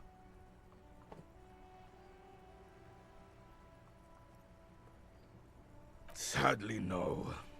It was the foreigners who brought them to their knees. We fought valiantly. Too valiantly. So valiantly we got licked. Should have fought dirty, like they did with their suicide sex cult propaganda and mad anarchist women strapped to shrapnel bombs. We didn't though, and we lacked caliber. God bless him, but the suzerain's cannons simply weren't big enough. This place is a damn beachhead, son. They had to soften the commies up first. Yes, the military coordinated amphibious landing to take back Revachol. He finds your lack of historic knowledge troubling, a sign of mental deterioration in the preceding generations. Martinez was used as one of the 3 footholds in Revachol during Operation Deathblow in 08. The other 2 are off in Stella Maris and the Delta. This here is Blood Ground, where Coalition boots first made landfall and cleaned those rabid dogs out. Most likely, we're playing pétanque on their mangled corpses. Blood ground. You got old René going there. Like he isn't hungry enough already. Don't get me wrong, officer. I hate those foreign dogs, but the enemy of my enemy and all that. They're the lesser evil. I'll be back in 2 moments, folks. Bruh.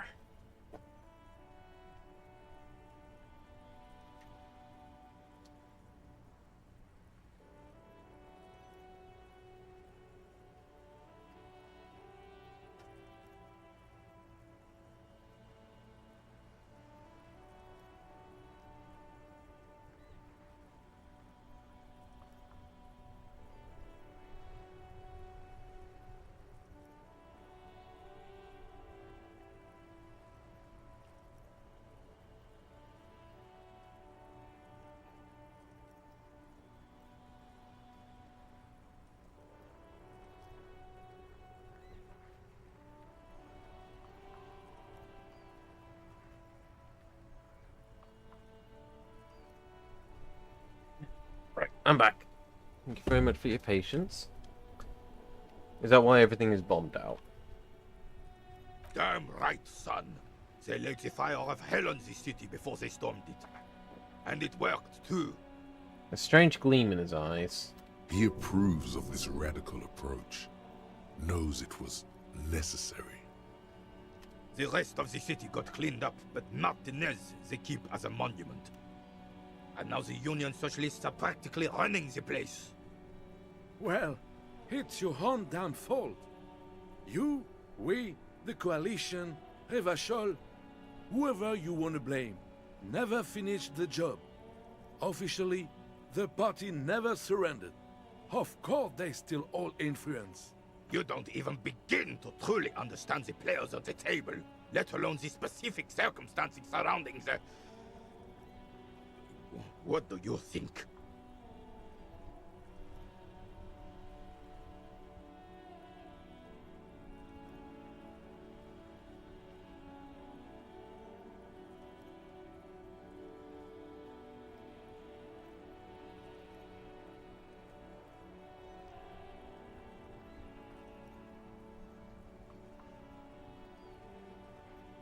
I'm just so damn sorry it had to be the coalition. After 8 years of fighting those hyenas, boiling cats for food and drinking piss in the mountains, I would have preferred if the Right Honorable King Guillaume returned through Revachol, or even if that damn clan Frisel had risen from the grave and led us. Sadly, that was not the case. This royal failure weighs heavily on him.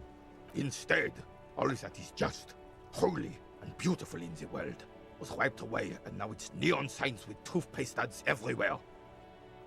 Foreign influence peddling garbage and stupid music on the radio. This is just what the commies wanted. This was their plan all along. This is what they wanted to replace the role of the suzerain with. As Felipe, the third factor to this point was the monument. It doesn't. That was 100 years ago. Ain't got nothing to do with anything. Damn Frisel. He was the king we couldn't protect. The Carabineers failed him, and the crown. He died in the hands of the Hyperlay, in a very public execution. He slouches as he says that. It makes him smaller, admitting they left the king to the mob. A true king in both blood and mind led Revachol before Frisel. He would have been better, but the damn commies drove him into exile. The suzerain is the king! Has everyone forgotten already? They've forgotten already. Soon, they will forget everything. Him too. Then he chooses anger over melancholy. It's no use talking to you. You were still in Daddy's balls when it happened. When we took our last stand against the Fifth and rode the cavalry straight into gunfire. Ah, yes! King Philip the Third. Oh, absolutely. At the mercy of a cocaine-snorting tyrant who emptied the treasury so he could sleep on a bed of gold. A superpower, feared and respected. A testament to what this country can be under the leadership of a true king. Someone who knows how to rule. Oh, sure, true. Decisively, without fear of offending the sensibilities of the frail and weak-minded among his subjects. This is something the insurgents never understood.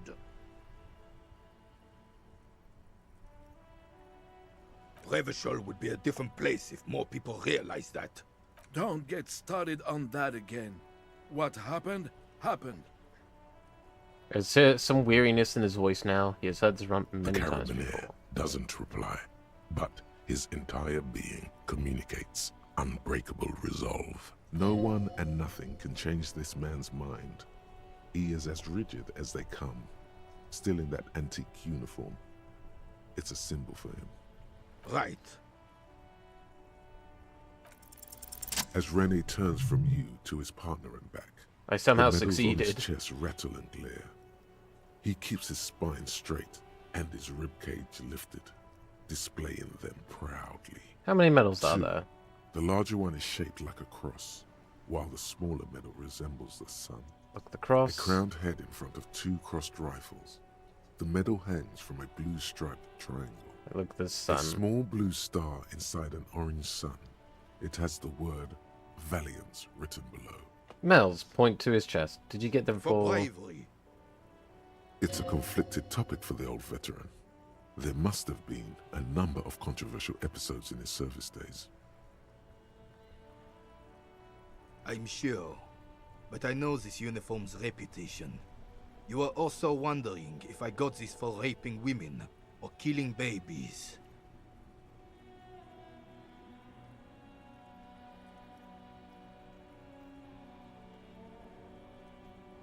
No, I was just Oh, asking. no. is everything to me. Whoa. Sounds like you're about to open the gates of conversation. This man will literally talk your ear off if you let him wander off to memory lane. Yeah, go on. For doing my How duty did you in do the it, heat of Gim? battle. For looking my mortality in the eye. When men like Gaston here hid in the bushes and shot themselves. He saved some muddy princeling who foolishly strolled into the front line in his gown of velvet and gold. Favorite princeling? It was on the first months of the revolution here in Revachol. Unrest was spreading like wildfire. Marauders had taken most of the Couronne and were getting really ambitious. King Frisel thought he could end it all in one decisive strike. Sent his cousin, Drisson, to put an end to the unrest. Alas, the young Drisson was all piss and no vinegar, wearing a tunic of purple velvet and cockatiel feathers to battle. Even his rifle was gold-plated, shone from 5 clicks away. Can you imagine the asininity? Purple velvet tunic. That isn't exactly camo. To keep the long and bloody story short, Drisson marched us against the partisans in Couronne. And when I say marched, I mean made us walk into captured enemy territory, single file, like toy soldiers, while he rode in front on his giant red stallion. The rebels were smart. They let us come real close before opening fire. Suffice to say, it was carnage. It's been a I bloodbath. got shot in the left shoulder and went down. Just a flesh wound. But just as I turned over, the prince fell into the mud next to me. He was missing his lower jaw. Then his horse, driven mad by the noise and smell of gunpowder, stepped on my leg and shattered my knee. Oof. Hang on to the story. Veterans get sentimental after such retellings. This might yield something useful. What did you do then? I grabbed my sidearm and shot the beast in the head. Then everything went black. Capitaine Arnoux, le fléau des chevaux. When I came to, it was all over. It was just me and Jolas Tresson, gurgling in the blood-soaked mud right next to me. The dink had taken numerous flesh wounds and lost a lot of blood. But despite missing his jaw, he seemed hesitant to die. Tougher than he looked, that one.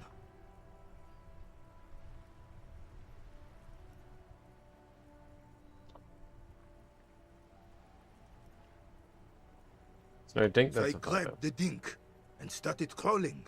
Kept going until the 59th Cavalry picked us up.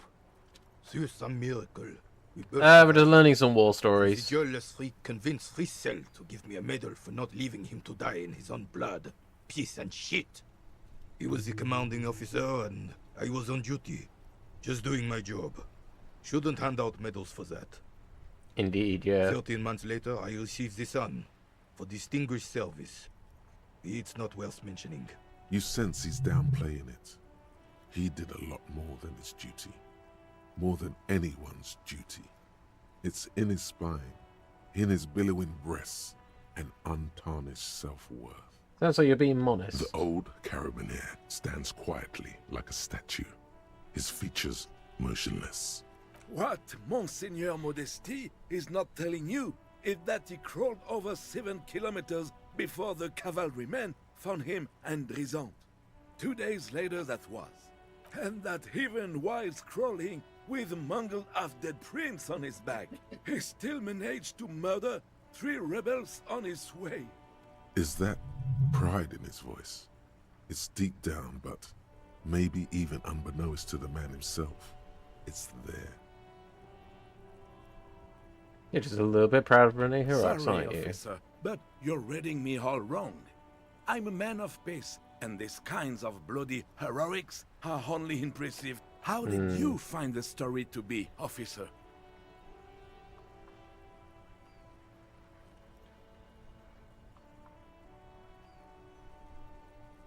Maybe, but also bear in mind, officer. They don't... Oh no, you have to get shot. Repeatedly. And you need to get your hands bloody too. Really, really bloody. Do not speak of what you know nothing about, Poltroon. Duty is something you will never understand. Bah! There were many such stories in those days. Many such men, too. Oh, yes, René, yes. Men were bigger, girls were prettier, and everyone wore the fascia. Lord, please bring those days back, if you can. I'm not getting into this with you again. Officer, was there anything else? You should try to come up with a heroic story of your own. Impress this old soldier. Unfortunately, there doesn't seem to be anything worth mentioning among your achievements. You should resort to good old lying. Oh, lying is... But of course, sire. Looks like they're waiting for you to speak. Thank you for your time. Wow, you work hard. I do. Oh, yes. You hustle. You're a provider. It's tough out there, but you keep it real and provide. Well, what hard work do I do exactly? Look at yourself. You're a human pedometer. You must have walked 200,000 steps down cracked asphalt, mosaic, sand, and linoleum after you re-emerged. That is the sign of a hustler who never gives up. The world is harsh and people are evil. You didn't make it that way, and you won't let it break you. You ride. A little. You make money. You got gills, baby.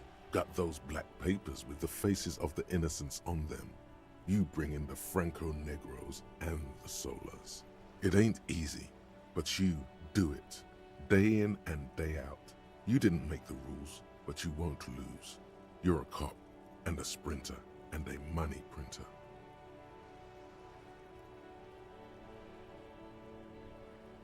Sure. And has it been easy? Is life easy? Have you not gone into cardiac arrest? Are you not about to have an anxiety attack or shoot yourself in the mouth? But you still hustle 24/7, ride or die. Now, ask yourself, are you rich? No. That's right. You work harder than anyone. You almost rode yourself to the grave, and you're still practically a hobo. Why is that? Why am I so poor? Because of the taxes. G-Man's got his jam-covered sticky fingers in your pocket, stealing from you every time you buy, sell, walk, talk, fart, so much as sneeze. Really? Every time I sneeze? Every time you wipe your ass. They got their direct and their indirect modes of taxation. Sales tax, excise duty, extraction tax, alimony. One tax that doesn't even have a name. Plus there's the stuff people in other countries pay for. That makes them ask for more money from you. Here. Total tax duties add up to 98% of all your money. What are you not sure about? They're milking your nipples till they bleed. Can't you see? Aren't you sick and tired of having bloody nipples? A pain, but how will deregulation help me with that? It's all about the tax issue, hustler. No other problem in the world is as pressing as top marginal tax rates. And don't you fucking forget it.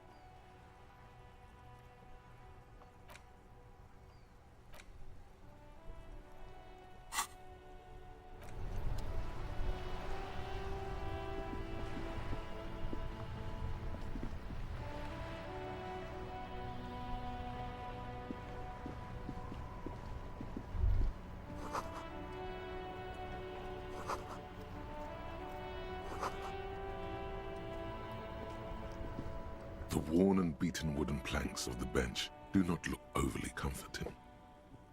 Yeah, this game had some strange thoughts. We can sit on benches after we've solved the murder. Let's go. You can revisit the bench if you ever need to pass the time when Lieutenant Kitsuragi is gone. Ah, okay.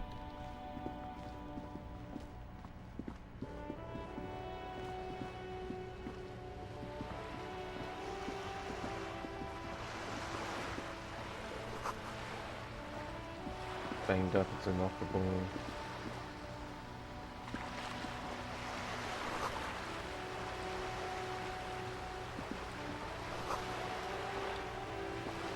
Yeah, I got a lot of Steam jump scares when I'm trying to run and highlight things at the same time.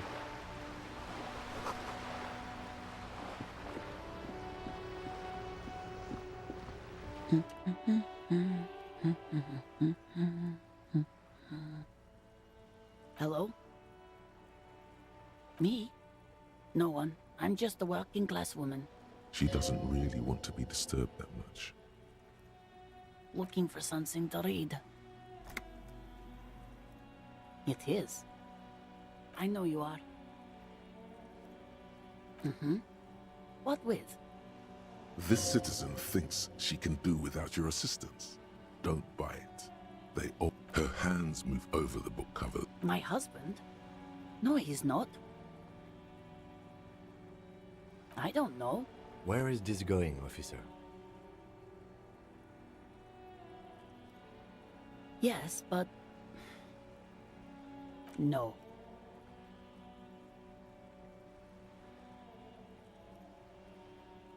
Of course he's not. She has, though. The husband is totally lost. You should tell her that it's okay. She gives you a short nod. The woman before you. Our mind powers goes to some strange places.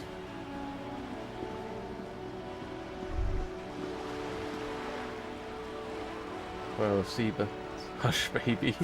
Indeed, yes. Oh, we can use that to be able to collect trash. And with that, means we can get money.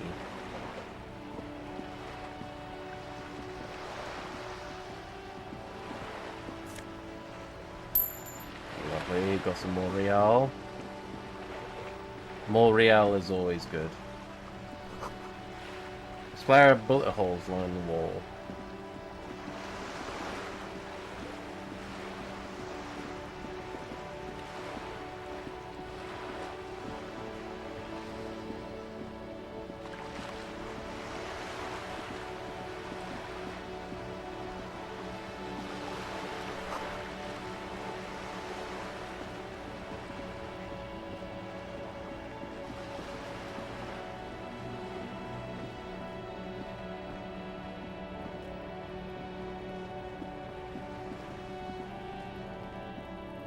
This is a wall on the side of an apartment building.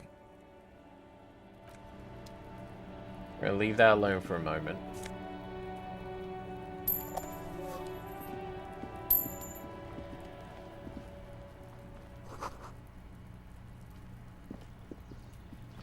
There must be another way into the building. Jesus, that sounded loud from him then.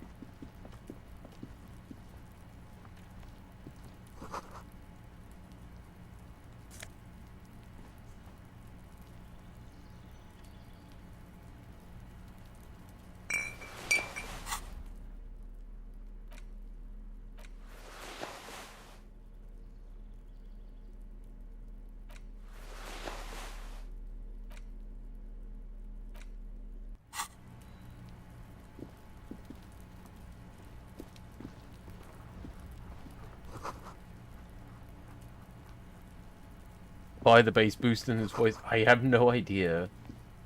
This must be it. The basement door is weather-worn. The copper nails holding the upholstery in place have turned green from sea air, and there's a knocker shaped like a lion's head. That's probably the door Efrat mentioned. We still need to get the key from this manana first, though. Okay, we at least know where we need to come to open the weasel's door, as it were.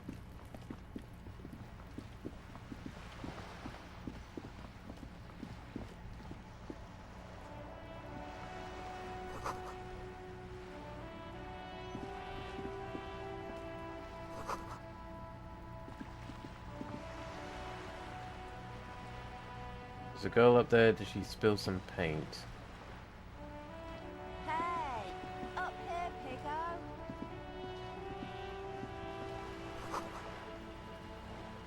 Cape Side Apartments. Cannot get up there. A sturdy metal door guards the southwest entrance to the apartment building. The door rattles against your knuckle. The door rattles again. But this... Stop banging on the door! I'm not letting any more strangers inside. Doesn't matter who I am. Now, the police. Everyone knows the police don't come round here. No, I already told you. I won't. Go check the backyard door. Maybe someone there will. Backyard door? There must be another entrance to the east. Madame, I assure you, we are... There is no reply. Yeah, okay. I'd imagine if it was simple being a cop.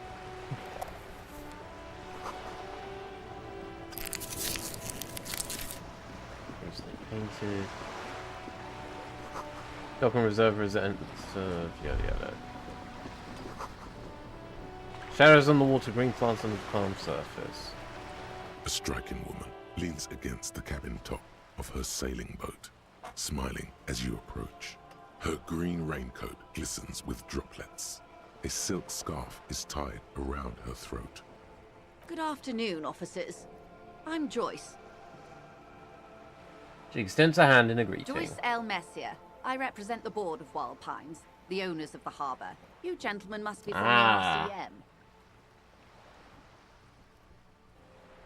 Shake her hand. I'm glad to see you here. Her grip is tight and cold. Like steel. There is strength there. If she wanted, she could sink her nails deep into your skin. I was dispatched to handle a strike, not a lynching. Anything I can do to assist the RCM in this matter, I will, gladly. That is good to hear, madame. My colleague will take the lead on this interview. I should let you know that he is recovering from an unusual medical episode. Very unusual. But I can assure you of his ultimate competency. There's a trace of irony in his voice. Mischief, even. The lieutenant is hatching some scheme. How interesting. I wish you a swift recovery. In the meanwhile, you have my full cooperation, and the full cooperation of the Wild Pines group. Okay. Why would I want to know what you do in my head? Who knows? It's hard to get a read on her precise disposition, but she appears helpful. Okay, tell me what you know about this lynching. Quite a few things, I'm afraid. Hmm. The information I'm to share with you includes sensitive trade secrets. For the sake of my employer, I have to ask for your names and badge numbers. Of course, ma'am. We should have introduced ourselves. I am Lieutenant Kitsuragi from Precinct 57.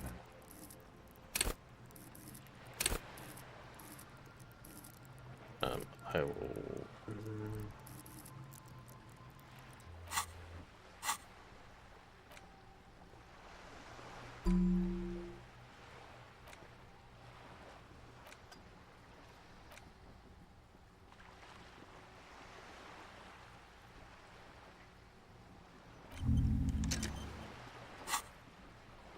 And this is my colleague from Precinct 41, Detective Dubois. I'm afraid Harry doesn't have his badge at the moment. I hope mine will suffice. Oh, and what happened to yours, Detective? Awkwardness washes over the conversation. The woman doesn't like this turn of events. Remember when my partner told you recently suffered an unusual medical episode, lost my badge related to it. See. So, are you saying you lost your badge during the course of this episode? Yes. I can't hear you, darling. Speak up, please. Oh, dear. Some kind of encephalopathic amnesia. I don't even know how to respond. I do believe you, naive as that may sound. I simply can't imagine what you gain by faking such a condition. As I said, ma'am, his technique may be very unconventional, but he is an officer of the RCM. Of course, I sympathize, but I'm afraid I simply can't share anything more until I've seen that badge. Hang on. She's a professional negotiator. She should be open to some sort of mutually beneficial arrangement. Okay, how do I negotiate my way out of this? She's a negotiator. Just float a favor at her. Insinuate. Surely some other way you can demonstrate our law enforcement credentials. I will be frank with you. If I'm going to break protocol, I need to be able to justify it to my superiors. They're going to want to see something very tangible. You're in, but expect her to drive a hard bargain. Like what? Reports from inside Terminal B suggest it's a hub for the local drug trade. This is an open secret in Martinez. The Union controls the terminal, so it goes to reason. I see. They're profiting from this trade. The company has tried looking into this matter before, to no avail. Perhaps someone with your authority and resources might turn over the right stones. Or you can recover your badge. Though if I may be blunt with you, it sounds like that may be a lost cause. Detective, a word in private before we continue. Jesus, for a moment, madam.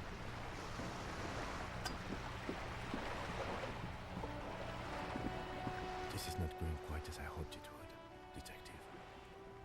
How did you hope it would Honestly, I was expecting you to use your unorthodox technique to keep her off balance, and not volunteer us to be her henchmen. This woman is running circles around us. She might have known about your misplaced badge all along, or she's simply an adept improviser. Either way, we've played straight into her hands. He doesn't let it show, but there is a limit to how much the consequences of your unprofessional behavior can cost the investigation. Oh, that would be fantastic, but do we have the time? You could request a new one from your station, but that would literally take months. I'm sure you will, Detective. No. If there is reasonable suspicion, we must investigate. Otherwise, she could claim we are siding with the Union, or that we are on their take. We'd never... What I propose is, we ask her, then we investigate, briefly. But do not share the outcome of this investigation with her. We tell her it's done, and...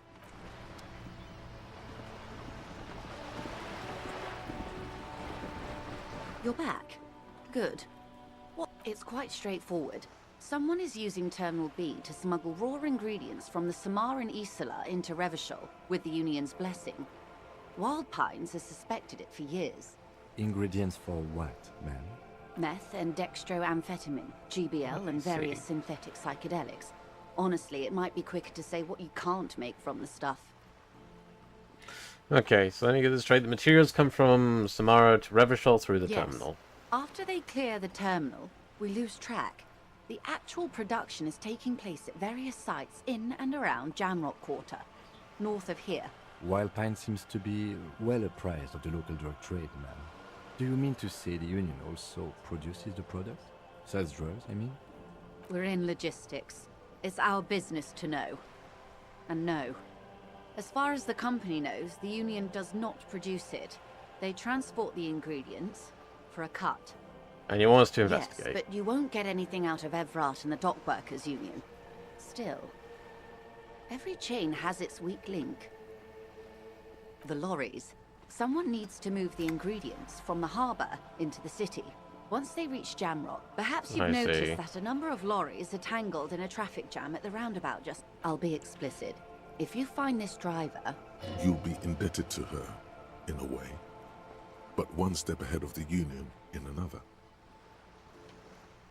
We did. On more than one occasion. Apparently, there's some sort of inter-precinct disagreement about whose jurisdiction this area falls under. We know the company has launched its own probe into the Union's alleged involvement. We also know it's come up empty. It's not just the RCM. No one's been able to find any hard evidence. Well, here's your chance, officers.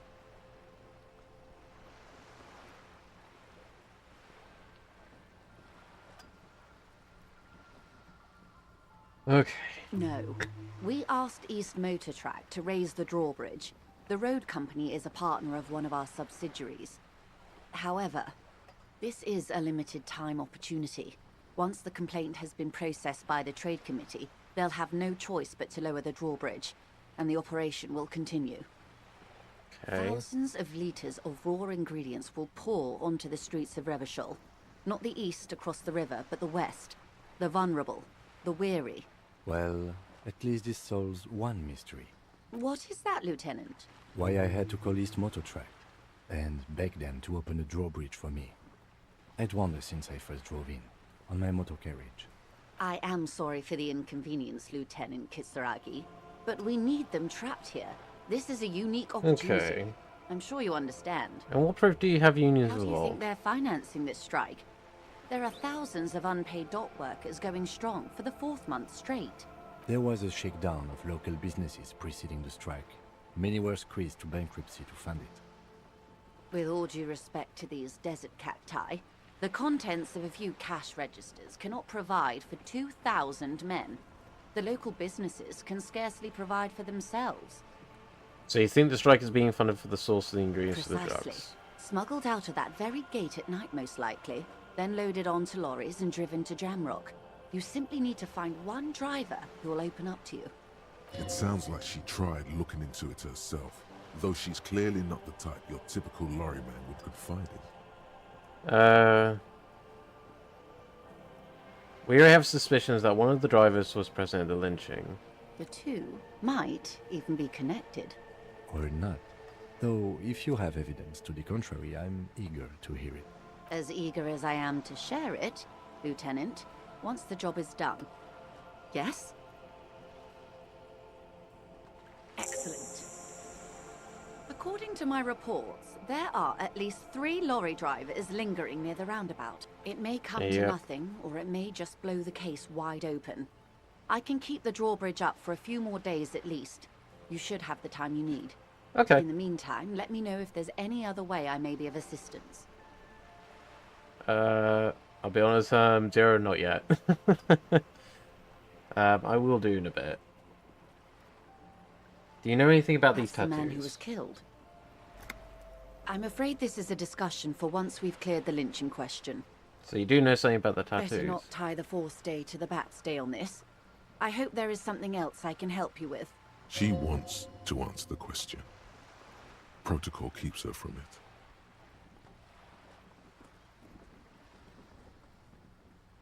Of course, Detective. Take... Okay. I will do so after the stream.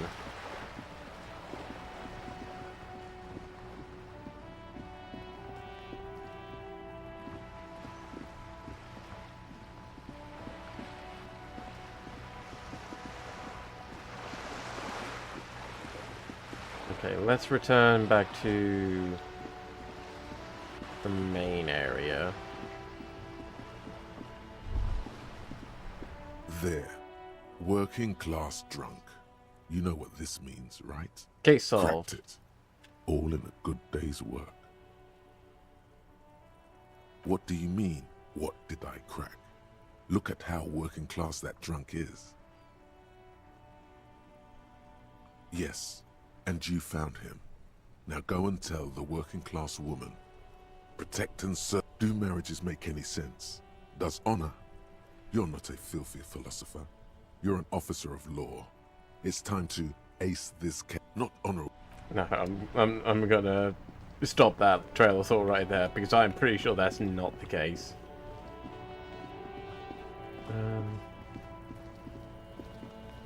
No.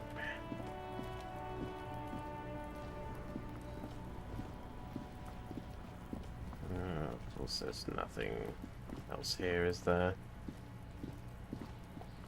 What do you see?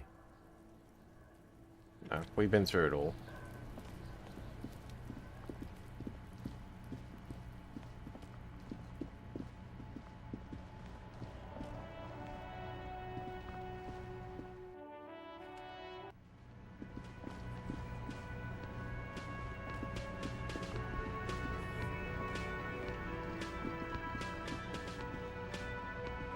Can I help you? Another thing. Great. Yes, and the phone company is taking its sweet time sending someone to fix it. Losers. Is it true there's foul play? Who told you that?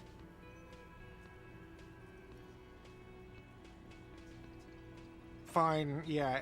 It looked like someone had messed with the wiring. It was shortly after the hanging, but I don't know if it's at all related. Plenty of assholes around here who aren't murderers. He's exhausted from years of dealing with the assholes. That's why he's trying so hard not to be one too. If you do find out who cut the line, though, let me know so I can forward them the repair bill. Yes?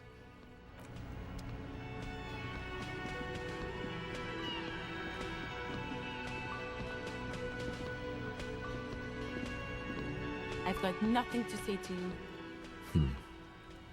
What are we going to do to you? You were specifically asked not to say that, and then you said it anyway. The Union isn't going to do anything.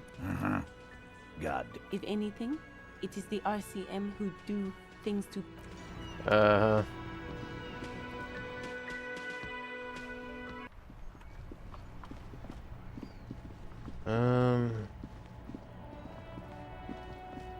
Right, I still need to grab the key from someone quick. Is it you?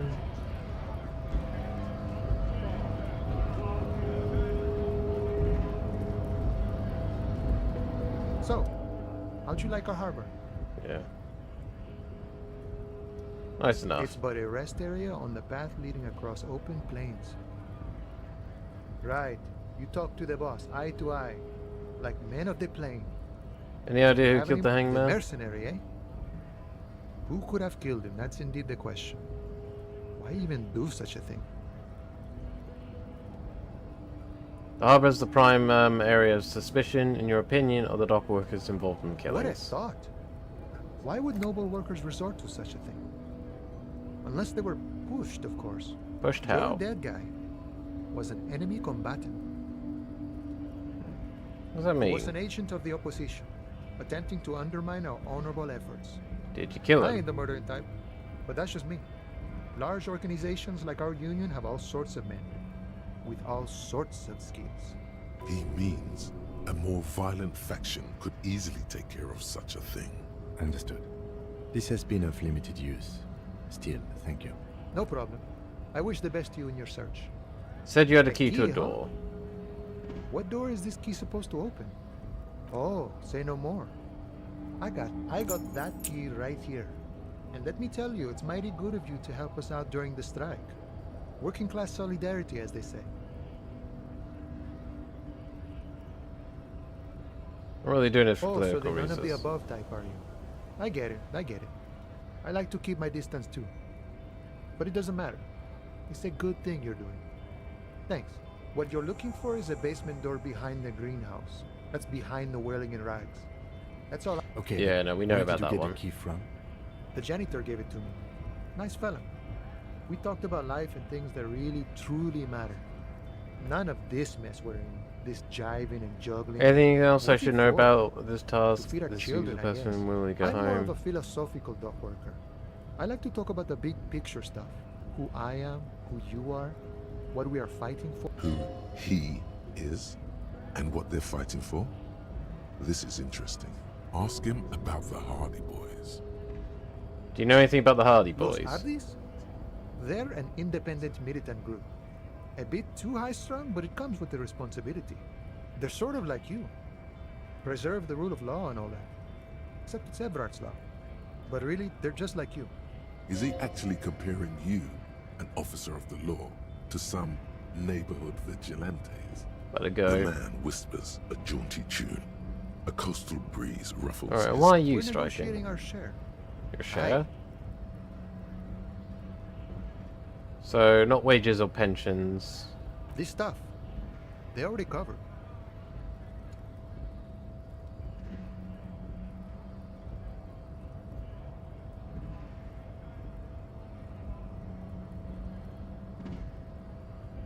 Never grateful. Were we ever grateful, we'd have nothing. You fight for every piece. Okay, and how large of a share would you like? All of it.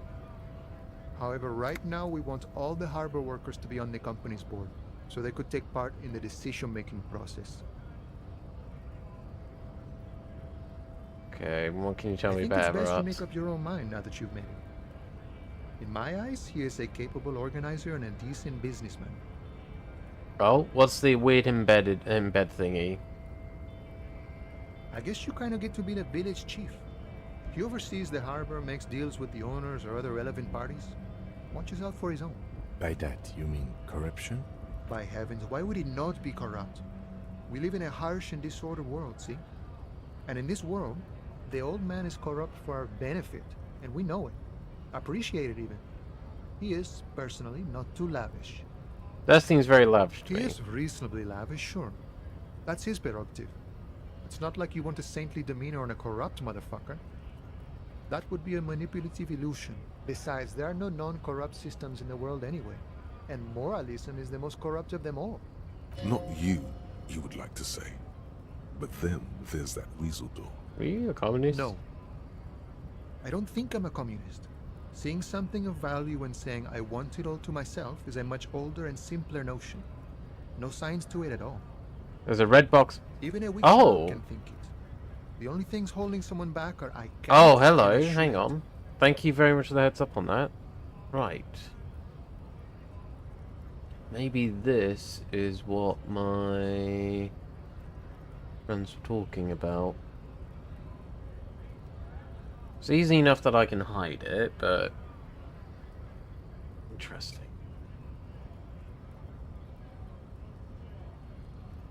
Take a screenshot of that very quickly and then I'll hide it.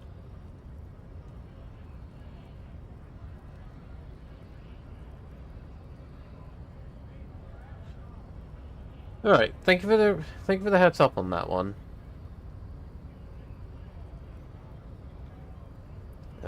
Right.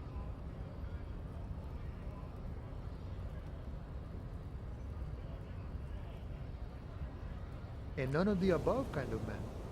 No harm in being that. Sure, I've had the necessary free time. Fortunately, there's always time. The look in his brown eyes conjures up an understanding. For him, having command of his time is the most important thing. Okay, It all okay. comes together now. The way he speaks about scabs, his general attitude. He's a follower of a 500-year-old Franco-Nigerian Boyadero code, itself an appropriation of Vespertine cool. That of a noble peasant or a traveling herdsman. True to yourself, independent in your actions, loyal to your friends. No. No. The man sits on the railing. I gotta go.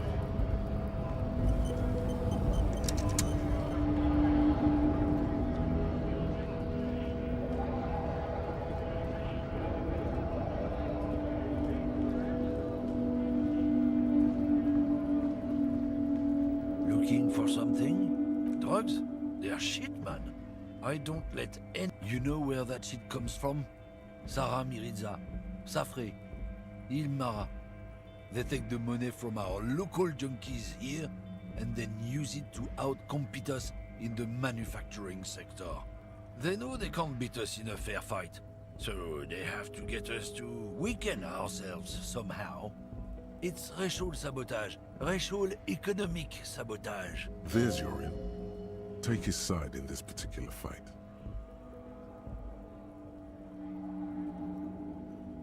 I don't go for that foreign piss. Proper booze is made in Mundi. Or sometimes, I like a dram of that Yugograd vodka. He eyes you wearily, unsure how. Damn, it didn't work. I don't know shit. And if I did, I wouldn't tell you. What do you think? I can't leave the lorry unguarded. Stuff's been getting looted lately. It's those little kips sneaking on at night. There was a bunch of spilled boxes in the back of a big lorry nearby. Yeah, I knew that guy. He was an honest driver who loved this country. We were having a good debate about genetics at the Wheeling in Rags when some kip boys smashed his luck and took damn near everything. Lost his fucking job over it. Since he left, I haven't had anyone to talk to. It's a fucking travesty is what it is. Isn't it obvious? Fucking Sealang, that beady-eyed South Samaran. His little side business is a scam. I wouldn't be surprised if he was peddling drugs as well. Of course he's a lorry driver. What? He tell you he's just some simple businessman or some shit? He's selling his employer stuff after he broke the seals on his Humanox lorry. His tribe are natural liars. It's in their blood. He's your man, right? 100%. I wouldn't be so sure about it. Not until we've heard what Sealing. Guess so. Alright. So we're done talking to you.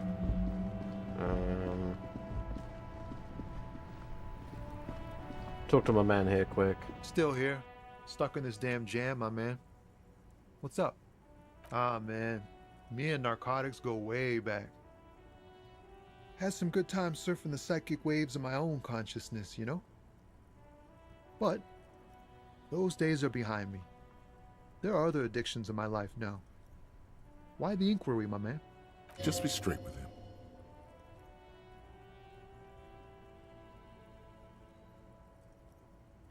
Yeah, that's fair. Let me be straight with you. I'm trying to figure out who's smuggling drugs to town. We have a credible lead, sir.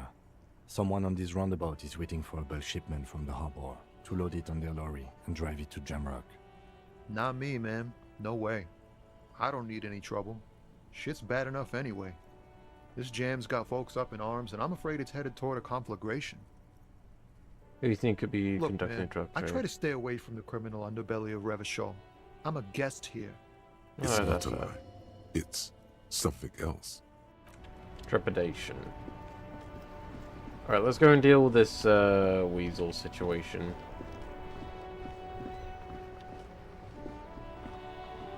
Is that the mailbox? The dented yellow mailbox greets you with its graffito and bullet holes. No.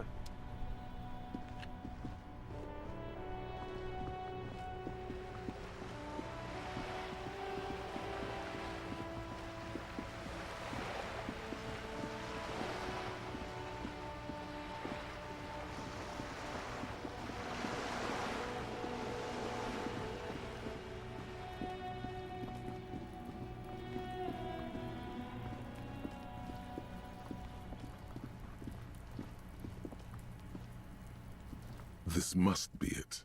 The basement door is weather-worn.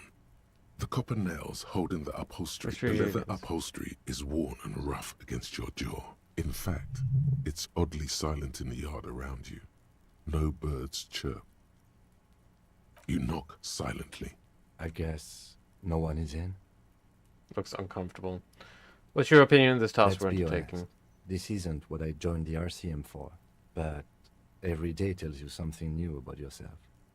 Apparently, working with the local union boss to get info on an investigation is not something I'm squeamish about. So you don't mind if I unlock the door? I mind that the local thug is using the RCM for his busy work. But if this gets us to the bottom of this hanging, then I'm willing to look over it. On the other hand, we could just leave and tell Evrart we opened the door. No one seems to be tailing us to see if we actually did it. Yes, presenting a fabrication is known to get results here and there. You took this task. You make the call. The door is right here. Besides, if you never open it, you're never gonna find out what's behind the door. I'm actually going to save the game quick.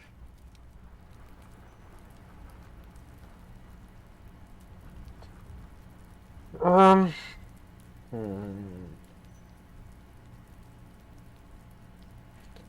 going to leave things here for today, I think.